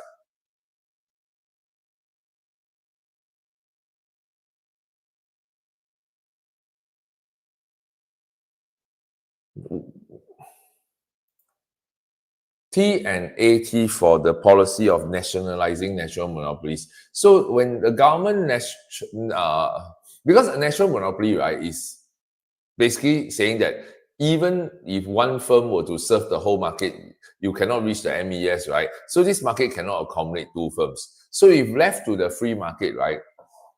Let me go back to my natural monopoly diagram. If we go back to the free market, then Q naught will be produced and P naught will be the price charge. So the firm will produce a very low quantity, very far below social optimum, and charge a much higher price. That's because the firm is a profit-driven firm. So if we nationalize the industry, presumably, right, we treat this firm as a state. That means this is now a state-owned firm. The goal is no longer profit max. The goal is to maximize welfare. Then the state-owned firm would choose a price and output based on MC pricing, right? That means the firm will now, based on the social welfare maximization objective, choose P equals to MC and produce at Q1 and charge a P1 price, bringing about allocative efficiency. Now, then that's your thesis argument. Then give example, right? What kind of example in the real world we have that? Now, then the antithesis argument, right? You can argue on two levels. Number one is, of course, the firm will lose money, right? So if it's natural monopoly charging P1, it cannot cover its long run average cost at AC1. This firm will lose money. So the only way for the state-owned firm to survive, now same one won't shut down, right? Because they are not profit firm, they won't shut down even if they cannot cover costs in the long run. But the taxpayer, right, will have to be the one keeping this company afloat. So that's costly to the taxpayer. But to make this antithesis even stronger, right, what you can go on to argue is that without the profit incentive, right, over time, this state-owned firm is likely to become more and more productively inefficient. That means their cost, right, is no longer just going to be an AC1. The firm will likely end up operating higher and higher above the LRAC curve. That means the firm might actually start to move from here up to a higher average cost, right? Pushing the firm's average cost even higher and pushing the firm's profit, subnormal profit, larger and larger, placing an even greater burden on the government in terms of taxpayer subsidies. So this happens all around the world, right? Many companies around the world that are state-owned firms, right, tend to experience this kind of productive inefficiency. So that would be a T and AT for natural monopoly. All right, next.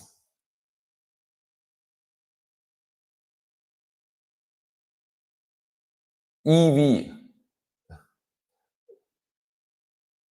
You want some advice on EV? Okay, so EV, right, evaluation, right, is basically making a judgment. So whenever you are presenting any evaluation, evaluation involves you, very important, you giving your opinion on an issue. Right? So depending on what is the question type, there are different types of issue. So the first thing you need to do, right, is to state your stand. If it's a policy question between two policies that you can use, which policy is the better policy to use, state your stand. I think policy 1 is better.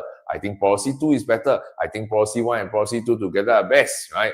Or do you think that market dominance is more good than bad? You have thesis why market dominance is bad, antithesis why market dominance might not be bad. Then evaluation is on the whole, on balance. Do I think market dominance is more bad than good or more good than bad? State your stand. Then after that, state your reason, right, for the stand.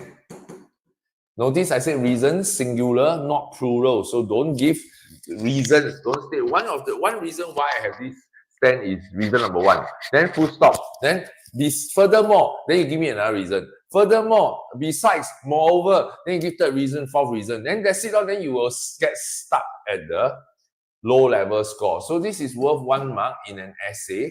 This is worth 1 mark in an essay. That's all you're going to get, right? So you are not going to get a higher order mark unless you go to the part where you explain how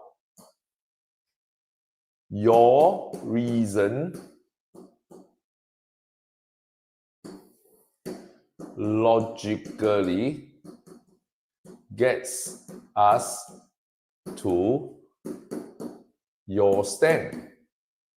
So this is the part, right, that is worth 3 marks in an essay. This is the part that convinces the reader, right, that if I agree with your reason, that means your reason for the stand, your number 2, here, if I agree with your reason, why should I also logically arrive at the same stand as you?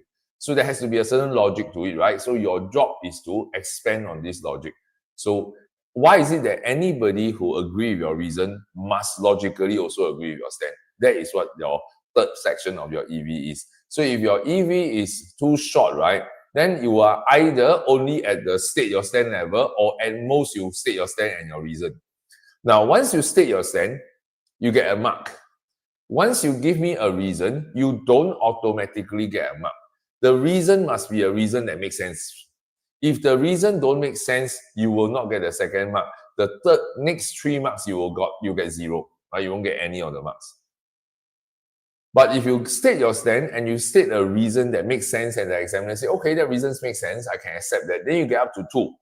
But then if you leave the answer at full stop, you don't expand any further, you don't tell me how the logic flows from your reason to your stand, then you get capped at 2 marks. Now then, let's say you decide to say, furthermore, now you give me a different reason, then you are stuck at the level 2 answer. You are still stuck at the second mark level. So you can write me a second reason, a third reason, a fourth reason, right? You don't get beyond those 2 marks. So you can even write a 1-page evaluation and keep getting stuck at the state your reasons.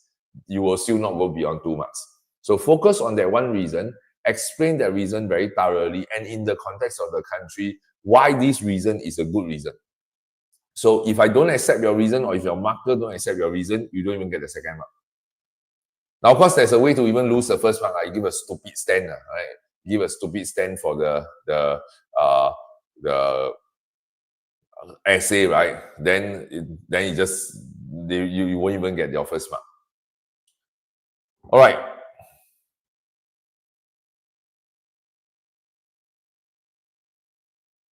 Any other questions? Anybody have?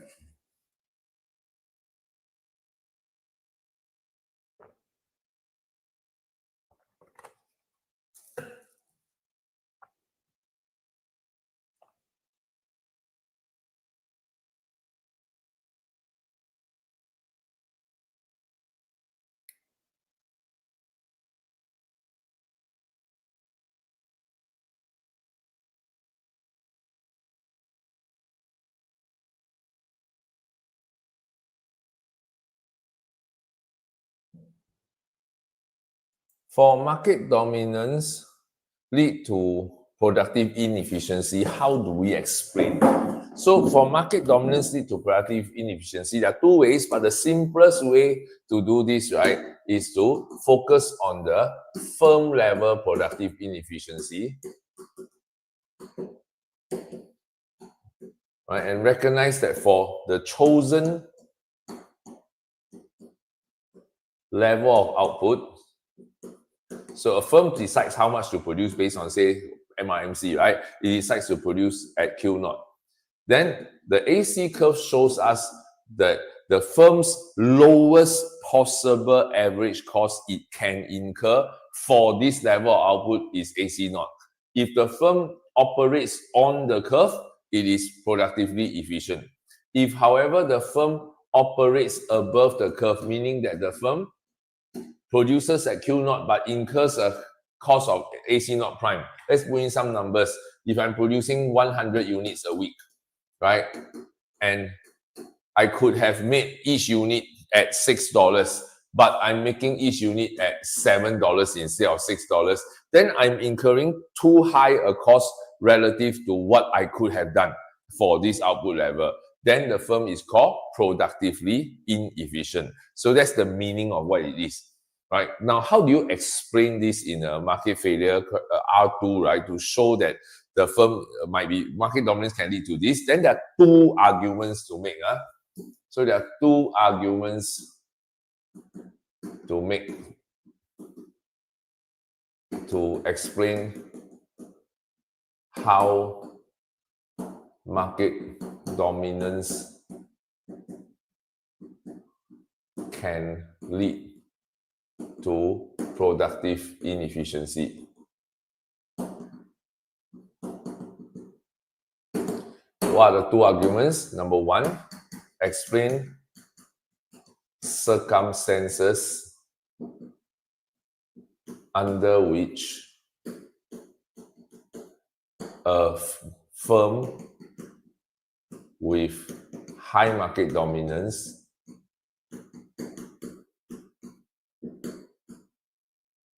might incur an average cost higher than it ought to. Right, so why is it that such a thing can happen? There are many reasons. You can argue that large firms, right, tended to, monopoly firms that dominate the market tend to be large firms, right? And as large firms, they tend to have a greater separation of ownership and management, for example. So the people who runs the business and the people who owns the business are more often than not different groups of people because of the fact that large firms are not usually family owned and owner operated. So because of this, right, then there might be principal agent problems where firms don't always go for the lowest cost, right? Firms go for whatever maybe is more convenient. Business managers might go for a more convenient solution rather than the most profit maximizing solutions to solve problems. So because of that, you might have a problem with unnecessary high costs. So present one circumstances in an example to say why this could happen. Then the second explanation, right, is to explain why such a firm doesn't shut down in the long run.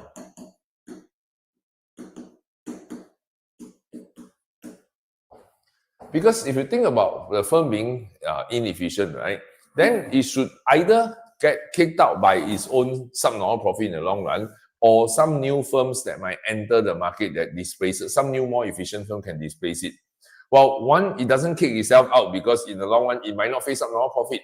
The fact that such a firm is a dominating firm in the market, right, is likely to enjoy high barriers to entry with supernormal profits that allow it to still make a lot of money in spite of being inefficient.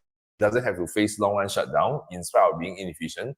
Second, the same high barriers to entry that give it supernormal profit is also what makes it hard for newer, more efficient firms to come in and challenge the market share, challenge this firm for its market share. So this is what the firm, this is the second argument, say why such firms, right, with market dominance are capable of surviving in the market. Right, so these are the two arguments that you need to give. Okay? All right, then next, what information should we include in our intro, and is having this even necessary? Discuss the appropriateness of possible government policies to keep the price of chicken affordable in Malaysia. So first, general frames, you do not write an introduction in a Part B essay.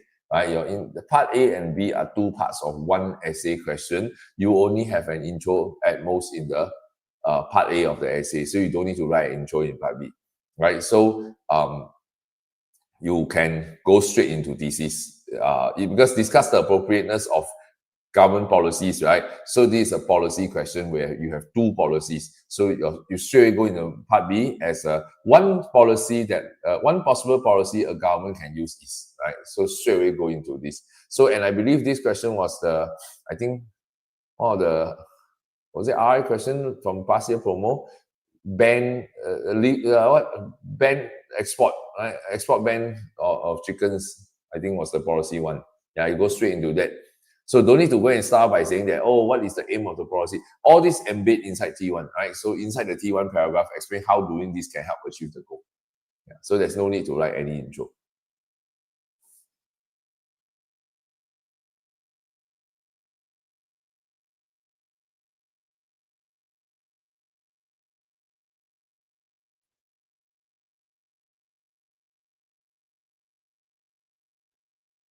All right.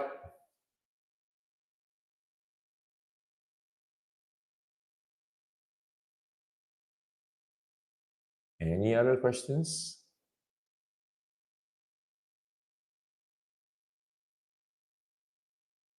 Okay, while waiting for your next question, just some advice for those people whose exam is tomorrow for Raffles and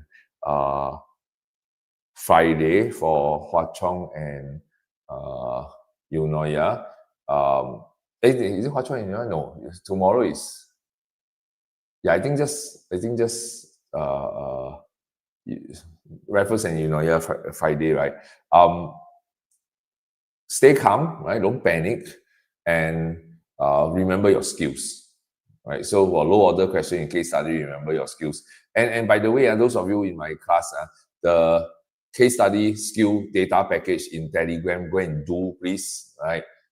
Please go and do that before your exam. If your exam is tomorrow and you haven't do it, please go and do your data skills package by tonight, right? And learn how to interpret questions for data handling and learn how to present answers. There's answer key given in Telegram as well. All right, so Kai Sing's friend, whoever you are, if you're not in my class, then you don't get access to the thing lah. But if Kai Sing want to share you, that's her choice. Okay. All right. Timon, we ideally shouldn't use price ceiling and price floor for policies in DDSS, right? Yes and no, Timon. I personally feel that price ceiling can be used, especially if it's like your country is importing food and then food prices increase, then and it hurts affordability in the country. Imposing a price ceiling as a temporary policy is a good policy because it works really, really fast. The only problem, right, with price ceiling is it creates shortages, right? So then never ever use a price ceiling as a standalone policy. That means present price ceiling as part of a package, right? That I impose a price ceiling and I deal with the shortage created, right, by having the government release national stockpiles into the market to address that shortage. So you won't have a black market issue, right? So you won't ever have to worry about black market formation because the government will clear the shortage.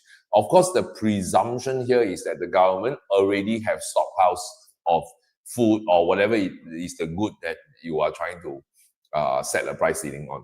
Right, so that's actually a policy you can use, but provided you go on to within that T1 paragraph, don't just claim ceiling. Right? Ceiling plus release of stockpiles. Now, then similarly, right, price floor, right, usually is used, let's say, in the agricultural sector to protect a farmer. If you're trying to protect farmers from lower price, protect farmers from too low prices, right? You set a price floor. Then what this creates is a surplus, right? Then don't just leave the surplus as the farmer got to throw away the unsold food, right? So turn this into a MSP, right? Minimum Support Price Scheme, MSP scheme, where the government sets a price floor. Let me draw it out. Where the government sets a price floor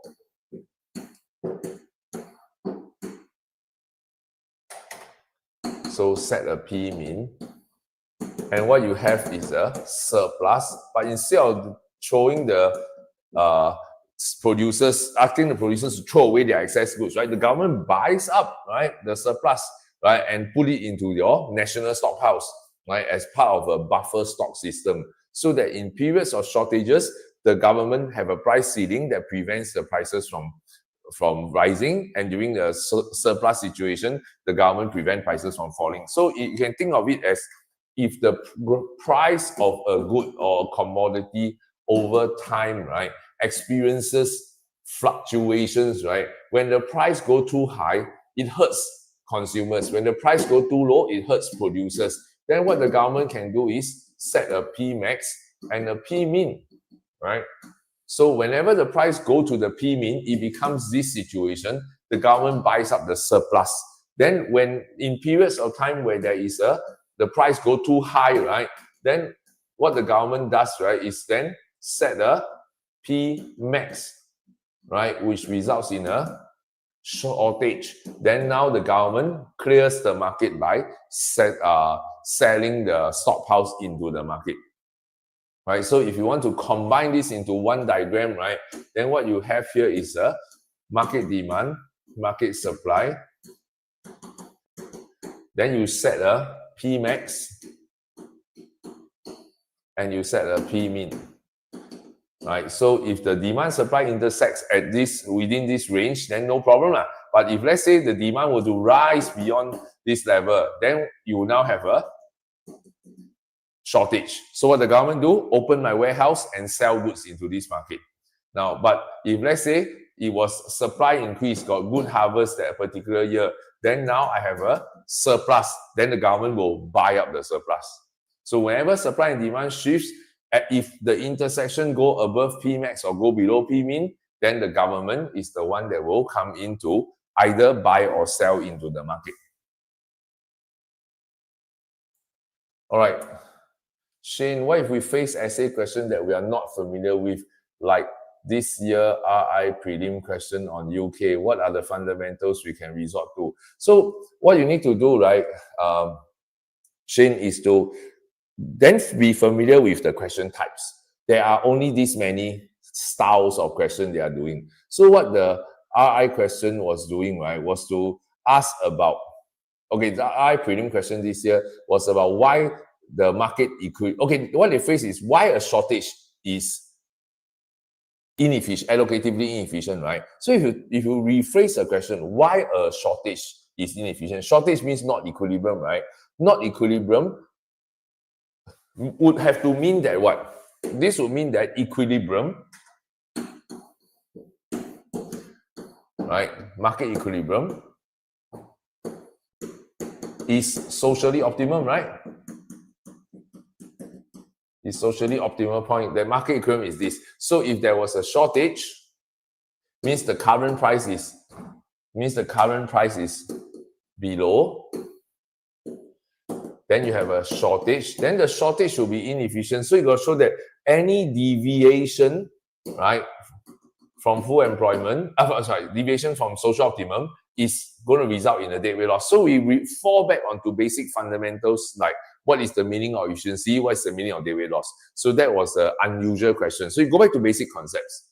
Now, but the second question that they asked, right, the second half, the R2 of the RI question was what we call the disequilibrium analysis question.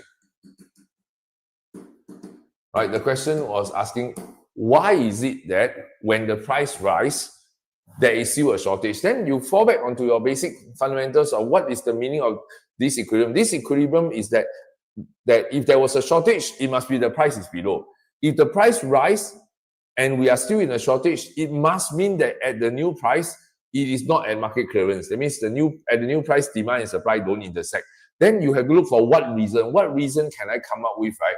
That can tell me that the price at the new higher price, we will still not have demand and supply intersect. So then the preamble of this question gave us the information. So you go back to your question types.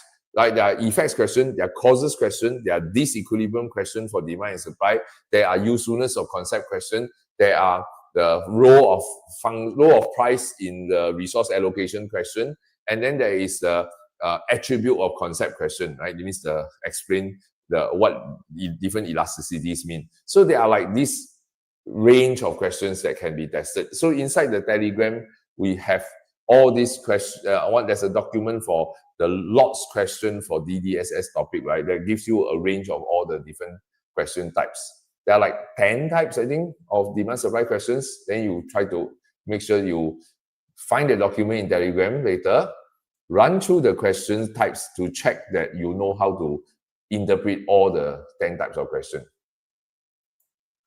All right, Pranav, what kind of antitrust policy would you use to prevent market dominance or monopoly? So Pranav, antitrust policies, right, refer to policies that disallow firms from going too big. So normally antitrust policy is just policies that don't allow firms to merge or buy up one another that results in a disproportionately large market share. That's antitrust policy, right? So antitrust policies simply are policies that prevent legislation. Basically, it's legislation that disallows market share of firms to grow beyond a certain level via mergers and acquisitions, right? That means I don't allow firms to get big through mergers and acquisition. So in America, in Australia, in Europe, right, when firm A and firm B wants to merge, right, and if they are large firms, they have a certain amount of market share, then they will need to go apply to the government for permission for merger. Then the government will assess what is the current market share of each of the two companies that are merging. What is the result of that merger? Does the result of merger result in a resultant firm that has a disproportionately large market share that put you in a position to then dominate the market, take advantage of consumers? If yes, then they will disapprove, right? So that's called antitrust policy. Singapore, on the other hand, being a small country with a small population, typically don't use what we call antitrust policies. Singapore use what is called competition policies. So it means we are okay with firms having large market share, because if we were not okay with firms having large market share, we're going to have a lot of companies that cannot function here anymore because of our small size, right? There are many natural monopolies and natural oligopolies in the Singapore market. So Singapore uses competition laws that restrict behavior of companies. So you may have a large market share in Singapore, but as long as you don't abuse that market share and engage in what we call anti-competitive behavior, then the government will not interfere. So your question of what kind of antitrust policy itself don't make a lot of sense. There's only one kind of antitrust policies that don't allow market share to grow too big. All right, Ting Wen, for those CSQ question 3 to 6 months, how do we know how much to write? Like how much info should we be providing? As we have been going through in class, right, for the last lesson, for 3 to 6 mark questions, these are all low order questions. You got to look at the task, no? But in general, right, I set a rule for you. 1 mark is 1.5 minutes. So 3 marks will be 4.5 minutes. How much do you think you can write in 4.5 minutes for 3 marks? You probably can only write, I don't know, 4, 5 lines, 6 lines at most. So I would say keep your answer relatively short. But it's not about the length of answer. It's the task that you're supposed to perform. So rather than focus on how long my answer should be, focus on every mark in a low order case study question has a particular task that you must perform before the marker gives you the mark. Right? You must do this thing, you get 1 mark. You do that thing, get the other mark. So you got to think of what is the thing I do. So then once you know the task 1, task 2, task 3 for 3 mark question, then if you write a sentence, you complete task 1 already, right? Then writing 2, 3, 4 more sentences on the same task, right, is not adding value because you won't get more than 1 mark. The other 2 marks are for 2 other tasks. So think about, is the question has 3 marks. It has 3 times 1 mark action. If I write 2 pages worth for the first mark, I still get 1 mark. If I write 10 lines for the first mark, I still get 1 mark. If I write 1 line for the first mark, I still get the first mark, as long as my task is complete. So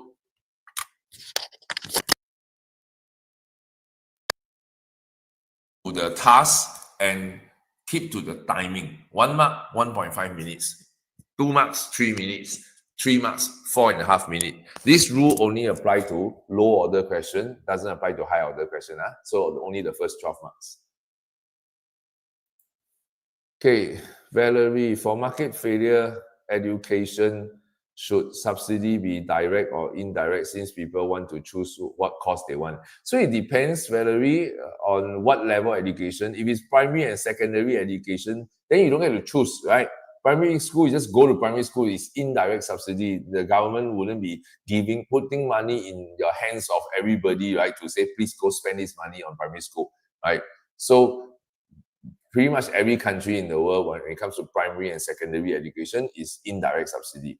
Now, then you say about university. University can be direct subsidy. Yes, in theory, true. But I'm not going to say, oh, if you go to this course, I will subsidize less, that course I'll subsidize more, right? If I, like Singapore, for example, they subsidize you at university, right?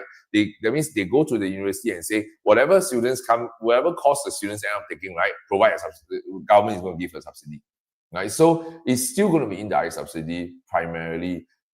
It shouldn't be direct subsidy. So direct subsidy will apply to where? Apply to your things like skills future credit, right? Adults, working adults taking up courses, right, to do skills upgrading. Or in your school, there's this thing called EduSave grant, where the government give it tied to each student an EduSave account, where you got money you can use to buy enrichment courses or educational related resources. For that kind of policy, that is a direct subsidy. But is that a major policy of Singapore compared to government providing subsidies for schools? Right, the government subsidies for schools is way bigger, right? So if in the exam you've got 2 policies to talk about for education, don't want to waste time with EduSave grant, right? Focus on the fact that education is heavily subsidized in Singapore, and that subsidy is an indirect subsidy. Then if you're going to do primary education, right, then I think the other major policy in Singapore for primary education that is important to talk about is compulsory, right? Government makes primary education compulsory for everyone.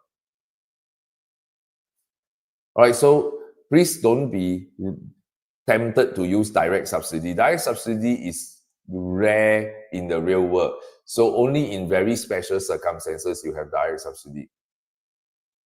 Is a scholarship a form of price discrimination? Is a scholarship a form of price discrimination?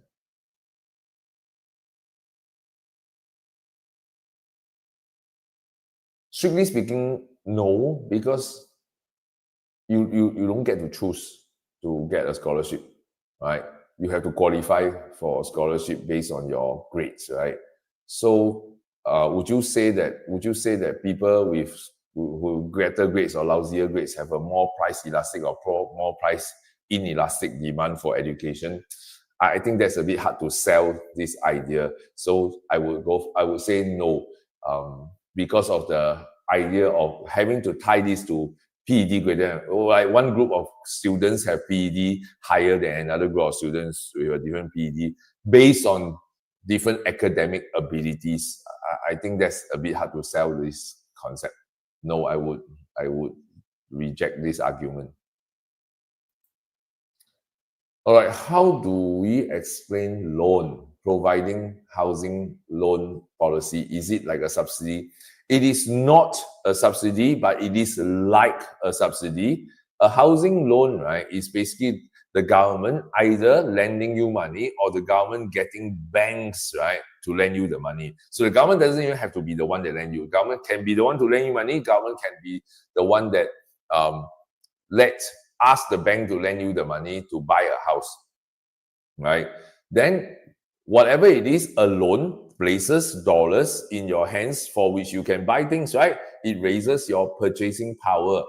A subsidy is putting dollars in your hands to let you buy things that raises your purchasing power. So in a sense, it does work like a subsidy. It drives demand for a good up, right? So it has the same market effect of a subsidy, but it is strictly speaking not a subsidy. Now, however, it depends on how you make their loan. If let's say government provides a loan at a lower interest rate than market interest rate, then you can say that the government is subsidizing the loan, right? Not subsidizing the house though, but subsidizing the loan. But in terms of explaining the housing market, right, then you shouldn't call that a subsidy, but it kind of works like a subsidy. All right. Are CDC vouchers and active credit direct subsidy, active SG credit? Yes, CDC vouchers and active SG credits are direct subsidies.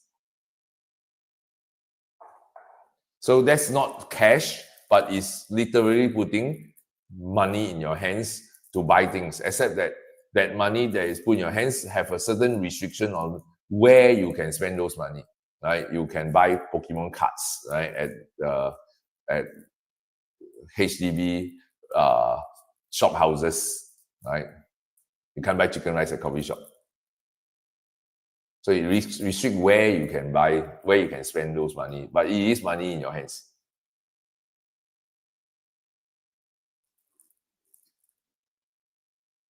So other direct subsidies include, like I said, EduSave grant, child development account, skills future credit, MediSave top-ups by the government. Every once in a while, the government tops up the MediSave account of low-income households.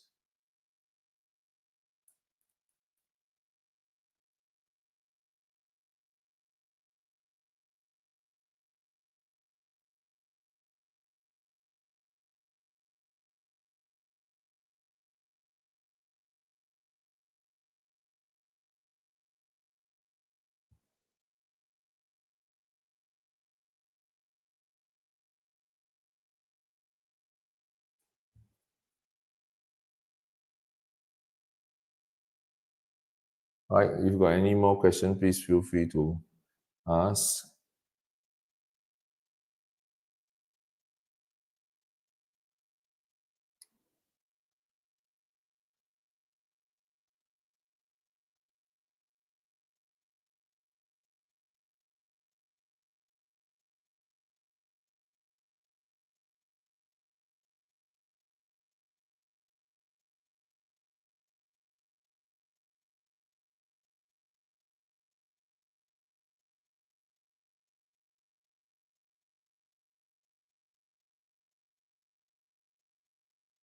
Sorry, I'll wait for you to type questions while I reply some J2 students' text messages.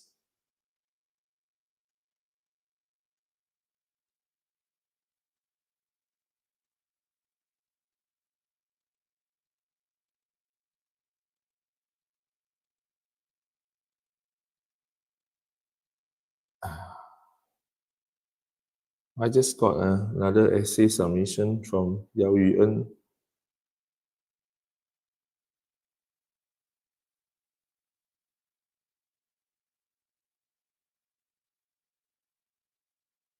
Wan Yi also. Okay, we have a new question just came in. What is the condition for allocative efficiency for DDSS? The allocative efficiency is always based on MSB, MSC condition. So inside a DDAS model, when we say that we assume, let's say that the market equilibrium is allocative efficient, we are just saying, assuming that market equilibrium is social optimum. This is an assumption. That means what condition? No market failure is the condition, right? So under DDSS, we have to assume away all forms of market failure to make the demand supply equilibrium the allocatively efficient outcome.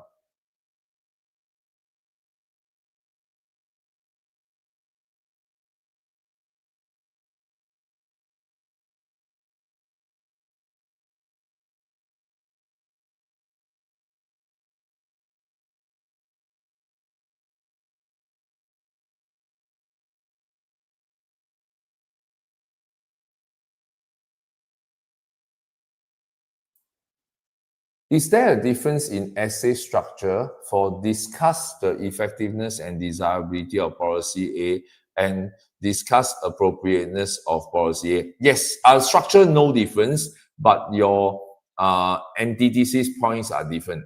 So if you're asked to discuss the effectiveness of a policy, then your antithesis can only be about whether it works well, why it might not work well.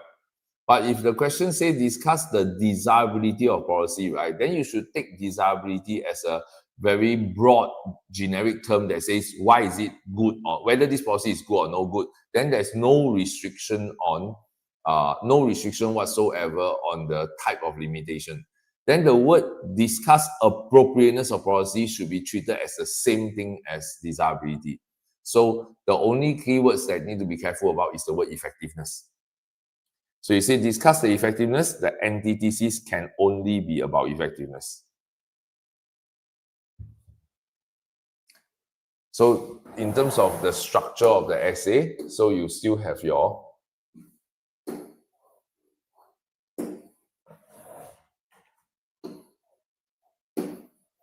two policies, your T1, A1, T2, A2 doesn't change. So your IEV is still the same.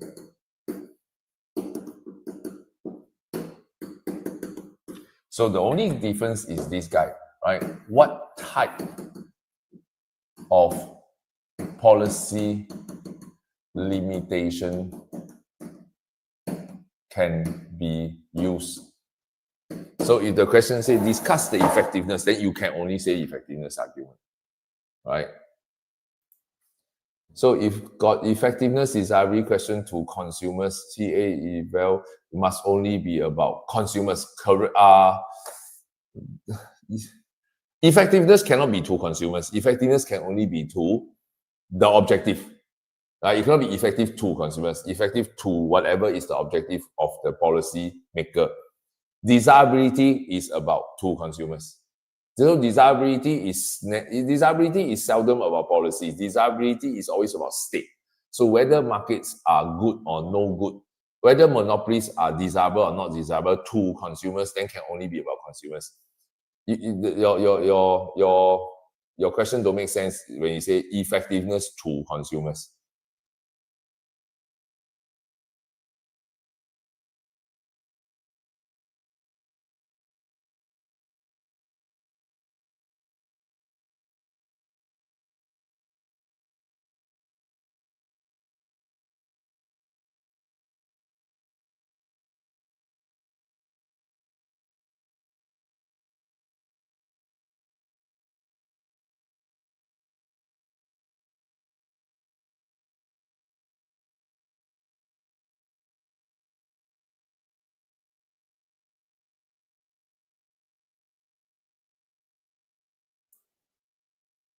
In general, if a question specifies to consumer, is it only can discuss if let's say you're talking about whether market dominance is good or bad for consumers, right? Then you can only talk about how it affects consumers in terms of price as well as non-price aspect. So for consumers will be, am I going to be charged a high price? Am I going to be charged a lower price?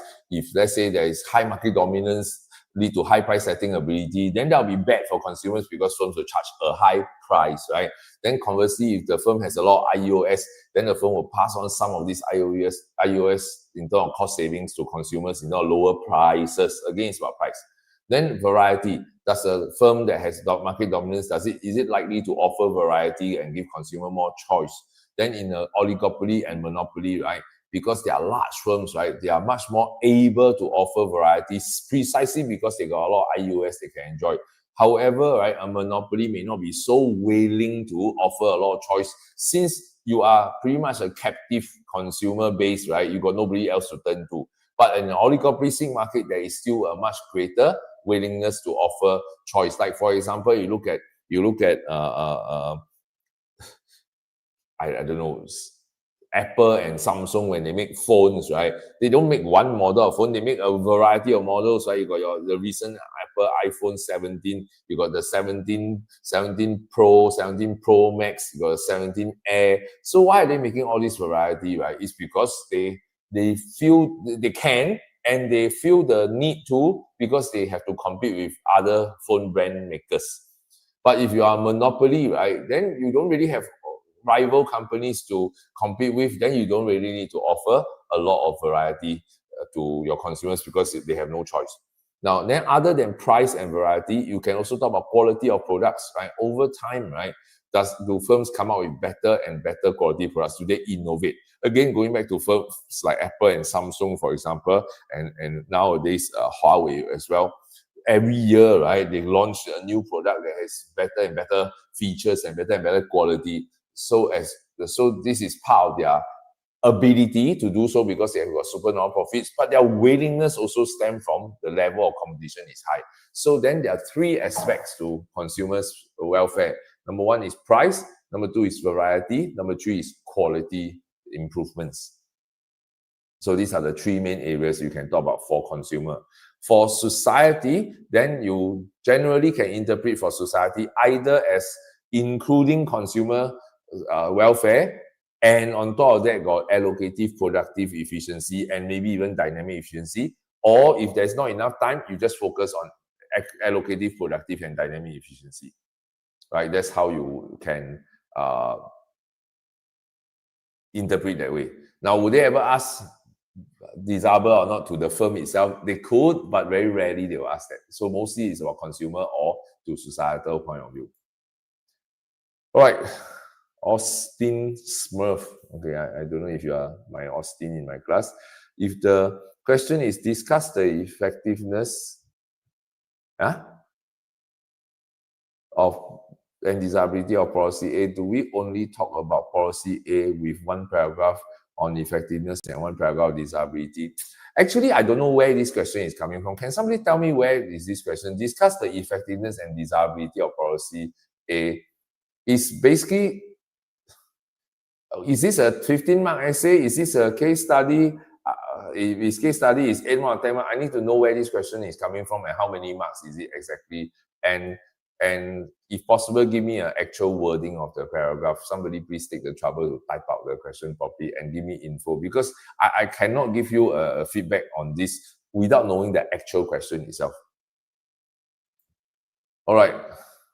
Let's go to Shane's question. Using the example of desirability of market dominance, how do we bring productive inefficiency? Cannot, right? So you cannot bring to consumers. Okay, actually you can, but productive inefficiency, Shane, is really about societal point of view. So we don't link it to consumers. But if you want to link to consumer point of view, then you can argue that when firms are productively efficient, they face a higher cost, right? If they face a higher cost, they face a lower profit. Might the firm then choose to raise prices due to their profit position, their raise prices as a result to pass on their higher costs back to consumers? They could, right? They could do so. Then in that case, it hurts consumers, right? So, but generally, we wouldn't use this point. This point for any efficiency point is to society and not to consumers. All right.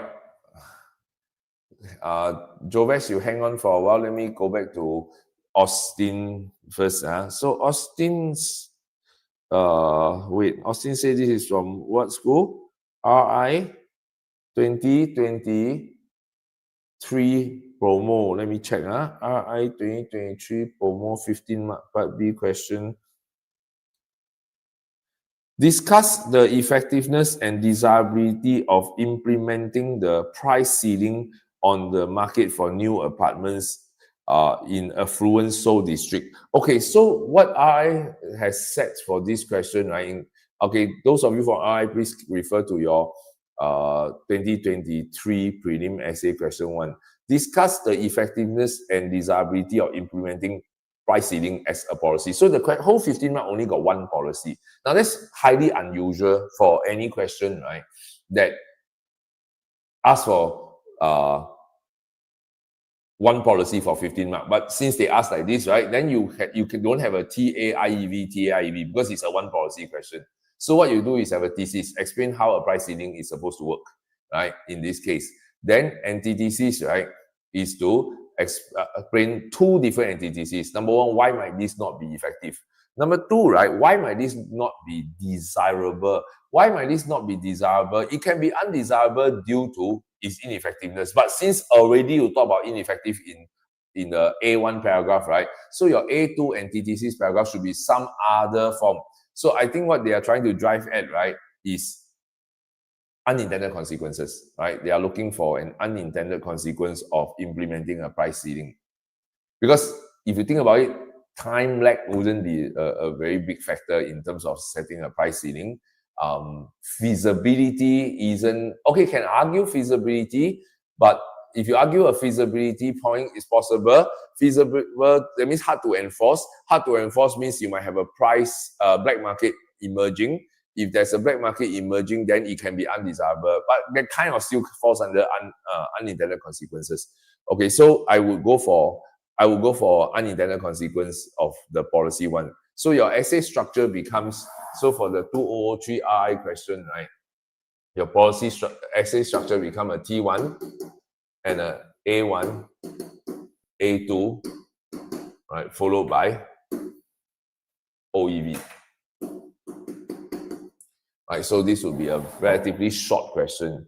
It's a bit atypical. I think the teachers may be trying out a different type of question. So there's no double thesis. It's just a single thesis about how the policy was meant to achieve its goal. So thesis is always about how can the policy achieve its objective, its intended objective. All right, so go back to Jovesh. Can you go through how a natural monopoly graph look like and what are some features of natural monopoly? Jovesh, didn't you ask me this yesterday already? A natural monopoly is a situation where the minimum, okay, so there are some firms that face very little IEOS, so they reach their minimum efficient scale at relatively low levels of output. Then there are other types of firm, right, that has so much IEOS, right, that their minimum efficient scale occurs only at a very high level output. So a natural monopoly is this kind of firm, right, where the LRAC curve is so high, right, that we haven't even reached MES yet, but we run out of space to draw the graph because, right, our demand, market demand, maybe due to our country's small population, right, it's not big enough for us to even reach the MES. That's called a natural monopoly. A monopoly is a situation where there is only one firm. A natural monopoly is that the market is just too small, right, for this industry to support more than one firm. Okay, so this is the idea of natural monopoly. So what are the features of natural monopoly? It has a lot of IEOS. That is the feature of natural monopoly, right? So as a result of that high IEOS, then the natural monopoly would also therefore end up producing at the output level far below where is socially optimal level, right? So, and then charge a much higher price and result in a deadweight loss equals to this area. So that's a feature of a natural monopoly. All right.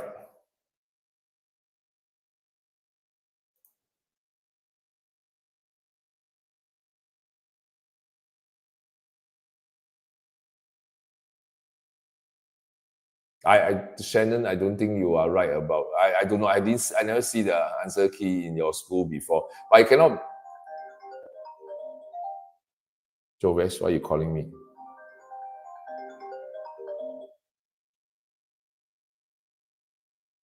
All right. So, Shannon, I don't think this is I haven't seen the answer key before, but I doubt this is your answer key says R1 effectiveness, R2 desirability. Then where is your explain the policy?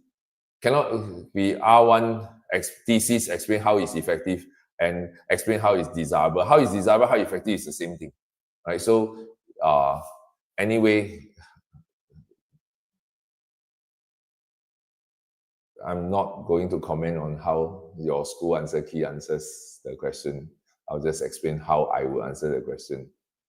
All right. Next, why does MPC firms why does MPC firm is said not to have a price revenue cost graph? Who said that? Whoever says that? But for example, when explaining revenue strategies for MPC firms, we do draw. Whoever said that? Nobody said that MPC firms don't have a price revenue cost diagram. What? General Films, I don't know what mushrooms you've been eating or where you get your info, but your info is wrong. All right. Firms have price revenue cost curves. All right. How does derived demand work? Derived demand, right, basically is a demand supply concept where when I buy a certain good, I buy a certain good because I want to enjoy the good.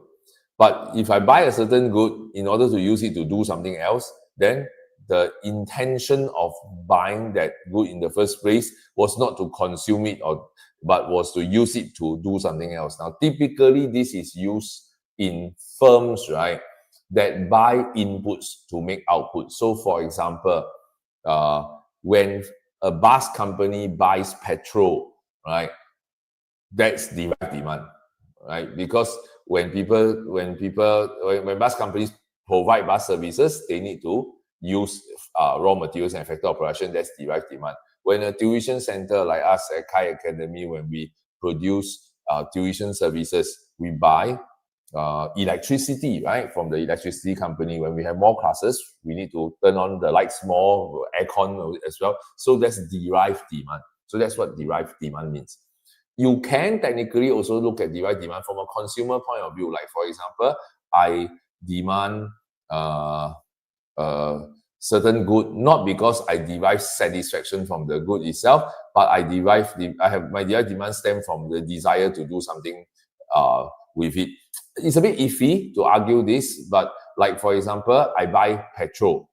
When I buy petrol, it's not because I enjoy having petrol. I buy petrol is to power my car, and my car is there for me to travel from point A to point B. So you can think of the demand for cars and demand for petrol is derived from the demand for traveling. But there isn't a demand for traveling because traveling is technically not good, right? So then it's a bit weird to interpret that way. So sometimes you'll hear economists use things like, oh, a car is a derived demand because what you really try to do is to get from point A to point B. But technically, getting from point A to point B isn't a good. So you cannot say there's a demand for traveling and there's a derived demand for cars. So I buy a car because a car gives me satisfaction. The satisfaction is it lets me travel from point A to point B. If I buy petrol, it's because petrol and cars are complementary goods. I need to use the two together, right? So I won't use derived demand in this case. I will tend to present them more as complementary goods. All right. There is no market demand curve correct? There is no market demand curve. General Frames, there's nothing wrong with what you have said, and it doesn't contradict with the other comment you made. You said there is no price revenue cost. Price revenue cost is referred to firm. Market demand is market. Market is all firms, right? So there is no market diagram in an oligopolistic market. And for that matter, there's no market diagram for oligopoly and MPC because the good is different. You cannot sum across the quantities of different firms because of product differentiation, right? So number of cars, right? When we draw in a demand supply diagram for cars, have an implicit assumption that the cars are equal, the same car as each other. That means don't care whether it's Toyota or BMW or BYD, right? It's just cars, right? That means we assume that they are all equal and homogeneous. But of course, in the real world, they are not homogeneous. So that's why when we look into market structures, we no longer can sum across the different firms' output to get a market demand curve. So nothing about your perfect knowledge is about you cannot sum across goods in different you cannot sum across the goods in different with different product differentiation. And obvious, and of course, your next point is there is also no single price, right? Because a BMW car and a Toyota is going to be a different price, right? So that's why you have a different, you can't put them all into one diagram. So you cannot have a firm, you cannot have a market diagram, but you will surely have a firm's diagram. All right. What is this? So it's affected. So Pinky, you're still talking about derived demand, right? So it's affected by demand shift in the eventual good. Okay, let's call that the final good. Don't use the word eventual good. So final good, and thus the demand for the FOP increases, correct? So for example, right, if there's a demand for clothes, right, clothing, cotton apparel, for example, increases, then the demand for cotton will rise, and this demand for cotton is derived demand for cotton. Who is demanding for cotton? Not consumers. It is the firms that buy cotton.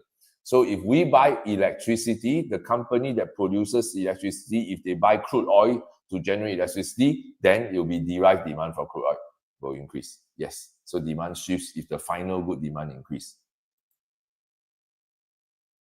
So when do we use derived demand? We use derived demand for firms buying inputs to produce output when the final good demand changes. Austin, how to do question 7B in the JC1 promo prep? Yeah.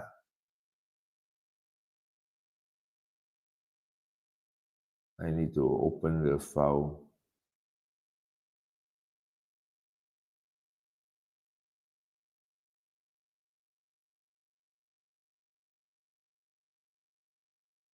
Question 7B. So question 7B, discuss the effects on consumers and employees when supermarket adopt the use of AI. So the question was, discuss the effects when supermarket adopts the use of AI. So you have to treat adopting the use of AI as an event. Now, what does an event do? Good. So let's write down the question. Discuss the effects when supermarkets adopt AI. So you treat this as your event. The event has effects, right? What are the effects? Maybe effects on revenue curves, effects on cost curves. So what you will do is you use revenue and cost curve, PR, that means price revenue cost diagram, right? To analyze what's the effect of supermarkets adopting AI, to look at what is the outcome on the firm. But then the question asks for what? The question asks effects on who? On consumers and employees, right? So the preamble, for consumers will be, how might this lead to perhaps higher or lower prices on consumers? Maybe there is also greater innovation that leads to better products, maybe. So you can look at how it changes the consumer's price and the consumer's experience of the way they buy groceries at the supermarket. In terms of the employees, right, you can, if you read the preamble of this question, I think it hinted at how some jobs get replaced by AI, so some people will lose their jobs. But other workers, right, whose productivity is helped by AI, right, can actually earn a higher income. So what you need to do is to explain how the event called supermarkets adopting AI impacted consumers and impacted different types of employees within a firm. So that's explaining. But the question didn't ask for explain, the question asked for discuss. Then you will do what the discussion question is required you to do, which is to recognize assumptions you have made in your previous analysis and question those assumptions and say, what if we change an assumption in our above analysis? How might a change in assumption lead to a different outcome? Right? How might a change in assumption lead to a different outcome as what we have explained earlier? So you got alternate scenarios that you have presented. Then after that, you will evaluate the most likely outcome. Right, so let me take this chance to recap again the HOTS effects of event question. Right, so This one, if you don't know this, if you're not familiar with this, please pay attention now. Hot effects or event question, how does it work?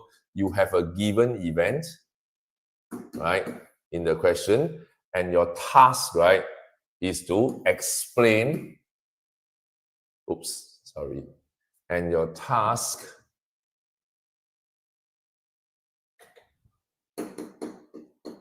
is to discuss how the given event might affect some outcome variable. So like in the case of this question, how it affects consumers, then the variable will be like, oh, price, right? Or variety or quality of goods. How it affects employees in terms of income, in terms of whether they keep their jobs. So that's the outcome variable. So discuss how this affects this. So the way to answer this question, right, the approach to this kind of question is to use an EDE essay structure. So what does EDE essay structure stand for? It stands for explain, discuss, evaluate. What are we explaining? What are we discussing? What are we evaluating? So let's expand on that. So explain, discuss, evaluate. So when we explain, we are explaining how the given event might affect the outcome variable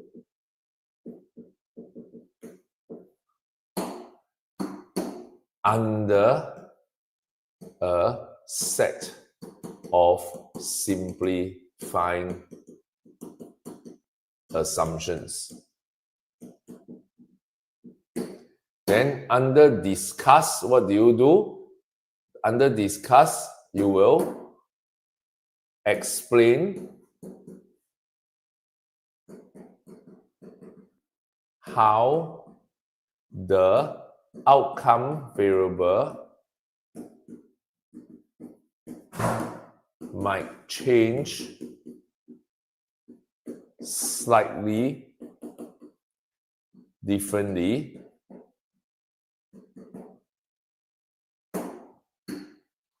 if we change one of the assumptions.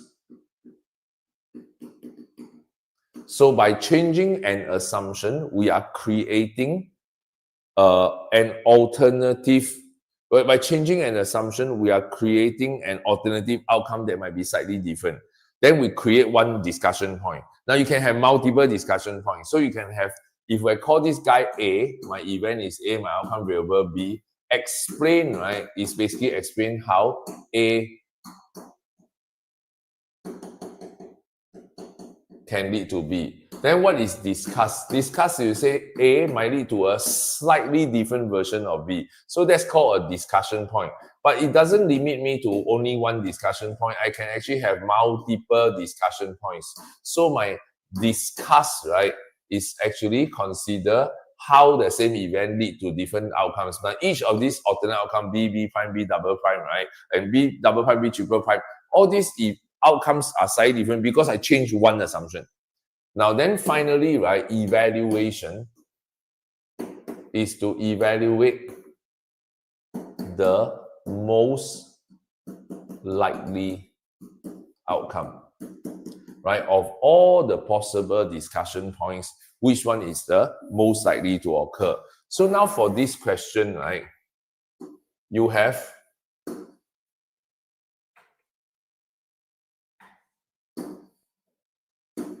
how the event affects consumers, right? So you have a explain, you have a discuss. You can only afford one scenario, right? Because you only got so much time in the exam, right? So you only discuss one alternate scenario. Then you evaluate which scenario is the most likely. Then you do the same for employees, right? Explain how the adoption of AI will affect employees. Discuss how the outcome might be slightly different. and then evaluate which is the most likely outcome. So then that's how you do your EDE structure, 2 times, 1 time for employees, 1 time for consumers. That will be the method to answer this question.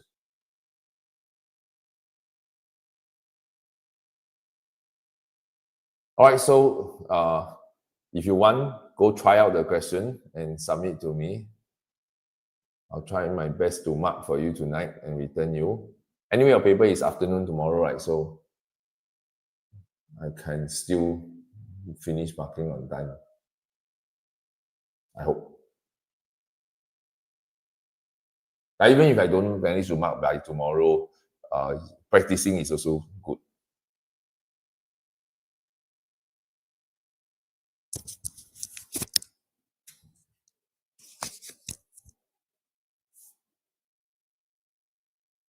All right, any next question? We got 20 minutes left because I got the class later on. I got J2 class today.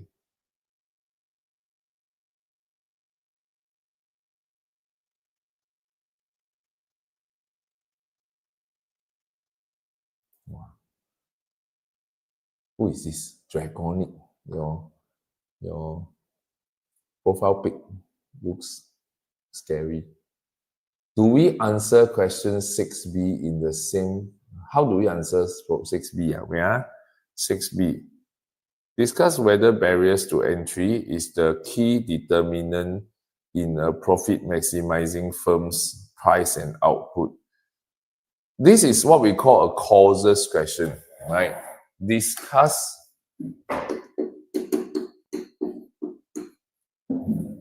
whether barriers to entry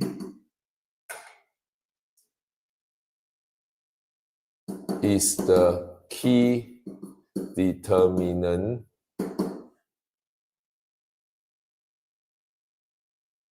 in a profit maximizing firm's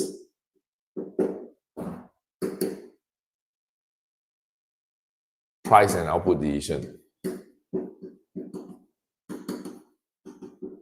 Right, so if you group this together, then you can replace this, right, as, let's call this guy A and call this guy B, right? So if you look at this sentence structure, discuss whether A is the key determinant of B. So this kind of question is known as a HOTS, causes question, where A is a determinant of B, meaning A can affect B, right? So what's your job? Your job is explain how A can affect B. Once you have explained this, then your next step must be to identify and explain other causes of B. So let's call them C, D, and E.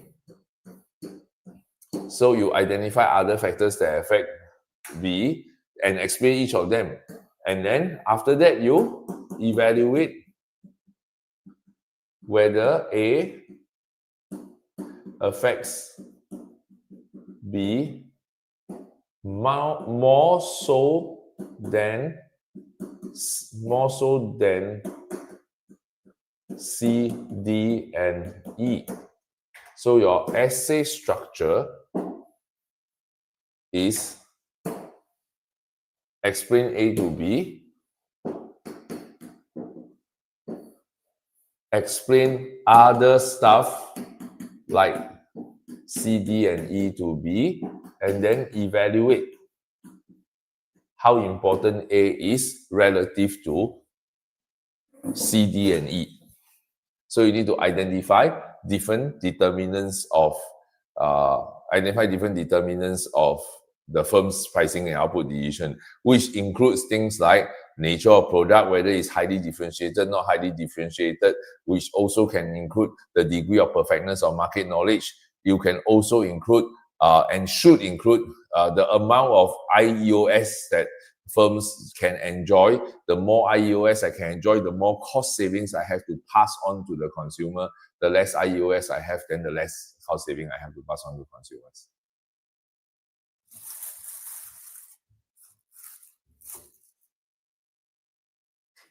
Right, so this is the approach to the causes question. Discuss whether something is a key determinant of something.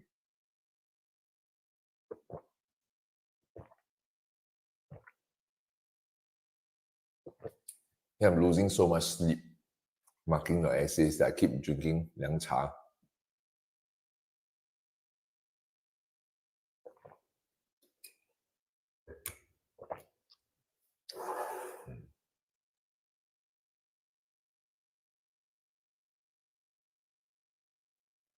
Tomorrow, I can sleep. No more Raffles exam. One more night of no sleep for me.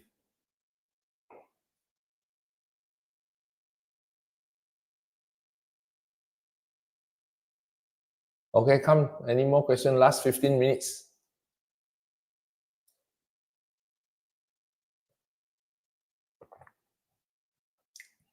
You got nothing else, it's okay.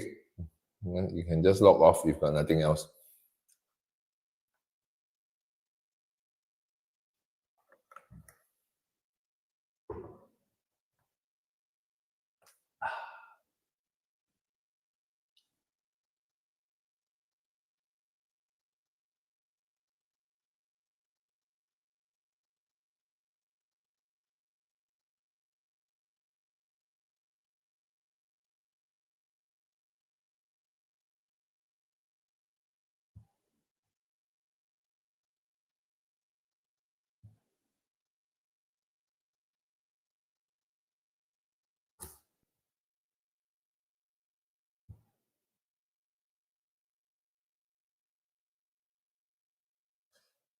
What content do you need for this question, Yiling? You mean the one that we just went through on the board? Huh?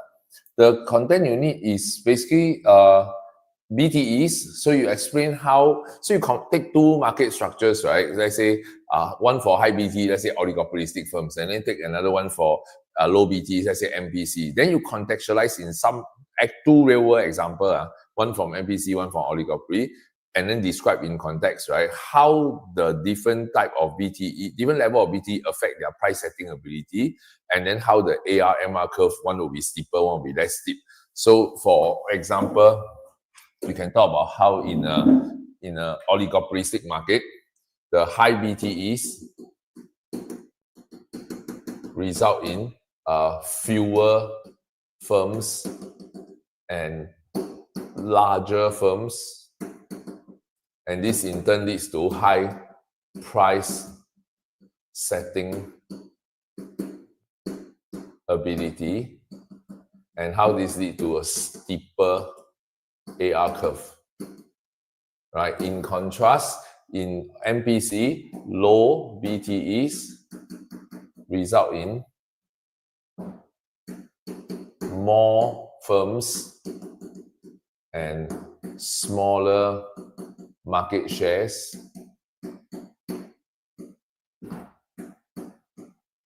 right, lead to lower price setting ability, which in turn lead to less steep AR curves. So from here, you can draw a firm with AR curve that is less steep, in contrast to this AR curve that is steeper. So the implication of this is that the firm's profit maximizing output at this level output, the firm is able to charge a price higher than marginal cost of production because of its price setting ability. But on the other hand, another firm that has higher price setting ability also has the ability to charge a price higher than marginal cost. But you can see from the graph, right, the extent to which I can set price above marginal cost is a much greater extent, right? That means Both firms are price setters. Both firms can set prices above marginal cost, but one can set prices only slightly above marginal cost. One can set prices far higher than marginal cost, thereby answering how BTEs affect price and output decision of firms, right? When they are profit maximizing. Then now you can pick other points, right? You can say IEOS. So for example, now if we go to IEOS, then you can say firms with high IEOS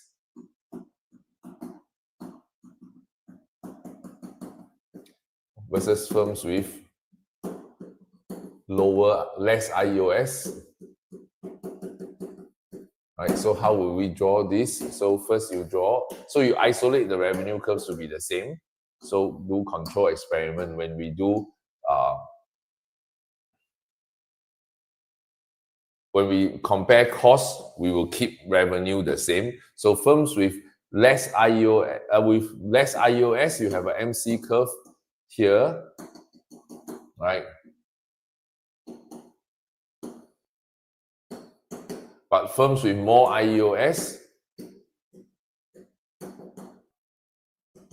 will be able to charge a lower price, right? So you can compare the price and see that the firms that have more IEOS will charge a lower price and produce at a higher quantity, and firms that have less IEOS will charge a higher price and produce at a lower quantity. So this way you can compare how the price and output decision will be different based on different level of IEOS. So you give example again to see how there might be different IEOS. Okay, markup cost of P minus MC. The MC is referring to MC at profit maximizing Q. Yes. No, it's MC at profit maximizing Q.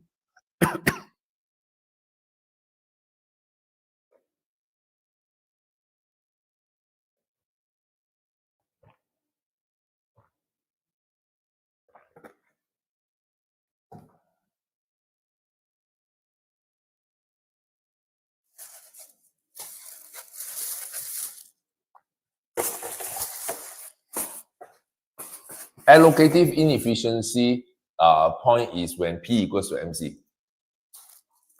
When the AR curve intersect MC curve, because that one is based on actually the allocative inefficiency is actually allocative efficiency is based on MSB MSC condition one. So that one is different. That one is where AR equals to MC curve, not profit max anymore. So allocative efficiency is not about the firm. The allocative efficiency is about like where is the outcome that is ideal from a society point of view, right? Whereas firm's pricing strategy is about the firm choosing what price to set to benefit itself.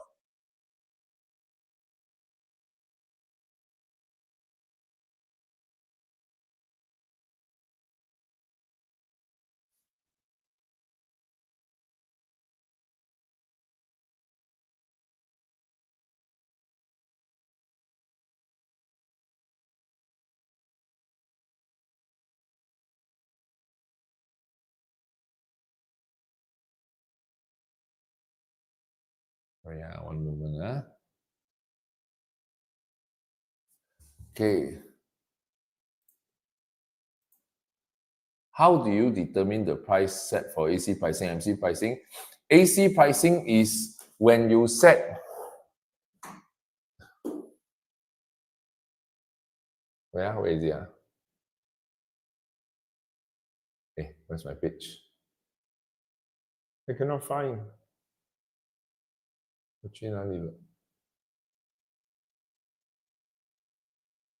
Here. AC pricing is where AR curve intersect LRAC curve. MC pricing is when AR curve intersect LRMC curve. MC pricing and AC pricing refer to price controls set by the government, typically only in a natural monopoly situation. So that's why we only draw this graph with downward sloping ACMC curve.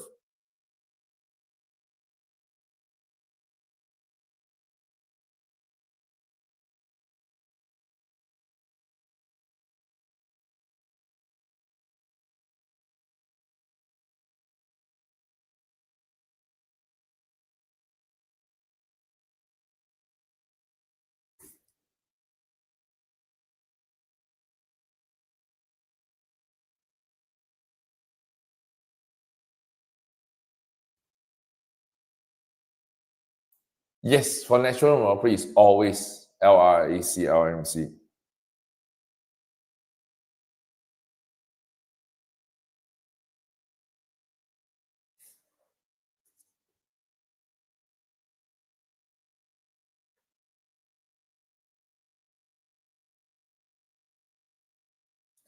Okay, so later on, I won't be available for some time already because I'll be in class with my J2 students.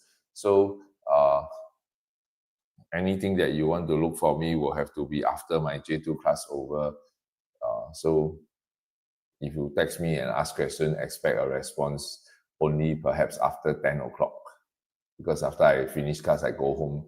That'll be around the time I will be replying messages. But don't wait so long. Don't wait until when I'm free to reply. You go and find answers on your own first. I'm not sure, check your notes.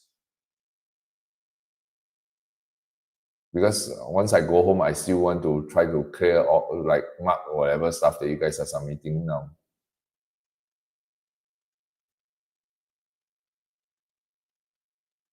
Okay, 5 minutes. Any last questions you have?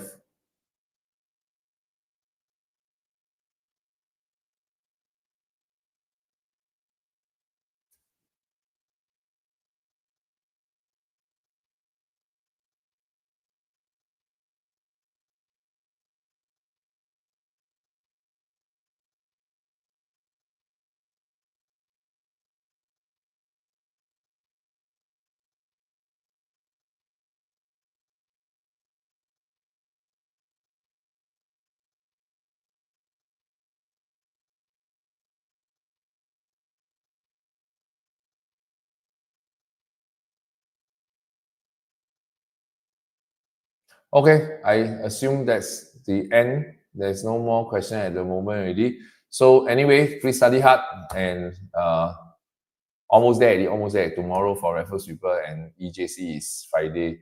Hang in there a bit and your econs will be over. Just remember, part A essay, you must finish within 20 minutes. Case study question, the first 12 marks low order question must finish within 18 minutes. Right? So don't take your own sweet time to answer the question. Hit the ground running rather than dilly-dally, see the question, slowly think. Right? Also, when you answer questions, when you draw diagrams, use a ruler to draw your diagrams, label your axis properly. Don't text wrap your diagrams with words, right? Give your teachers space to write comments when they mark your paper. They need space to write down comments for you, right? If you cram everything together, then your handwriting is messy. Your teacher cannot read. Then they get frustrated, right? So have a bit more, customer service mentality. Think of your teacher as your customer when you submit your essay for them to mark, right? Be presentable, right? Don't get on their nerves, right? So all these are basic, courtesy. When you write neatly, when you draw neatly, right? Use a bloody ruler, please. Okay. So anyway, I'll log off now. See you guys in 2 weeks, and as well as online. Okay, bye bye.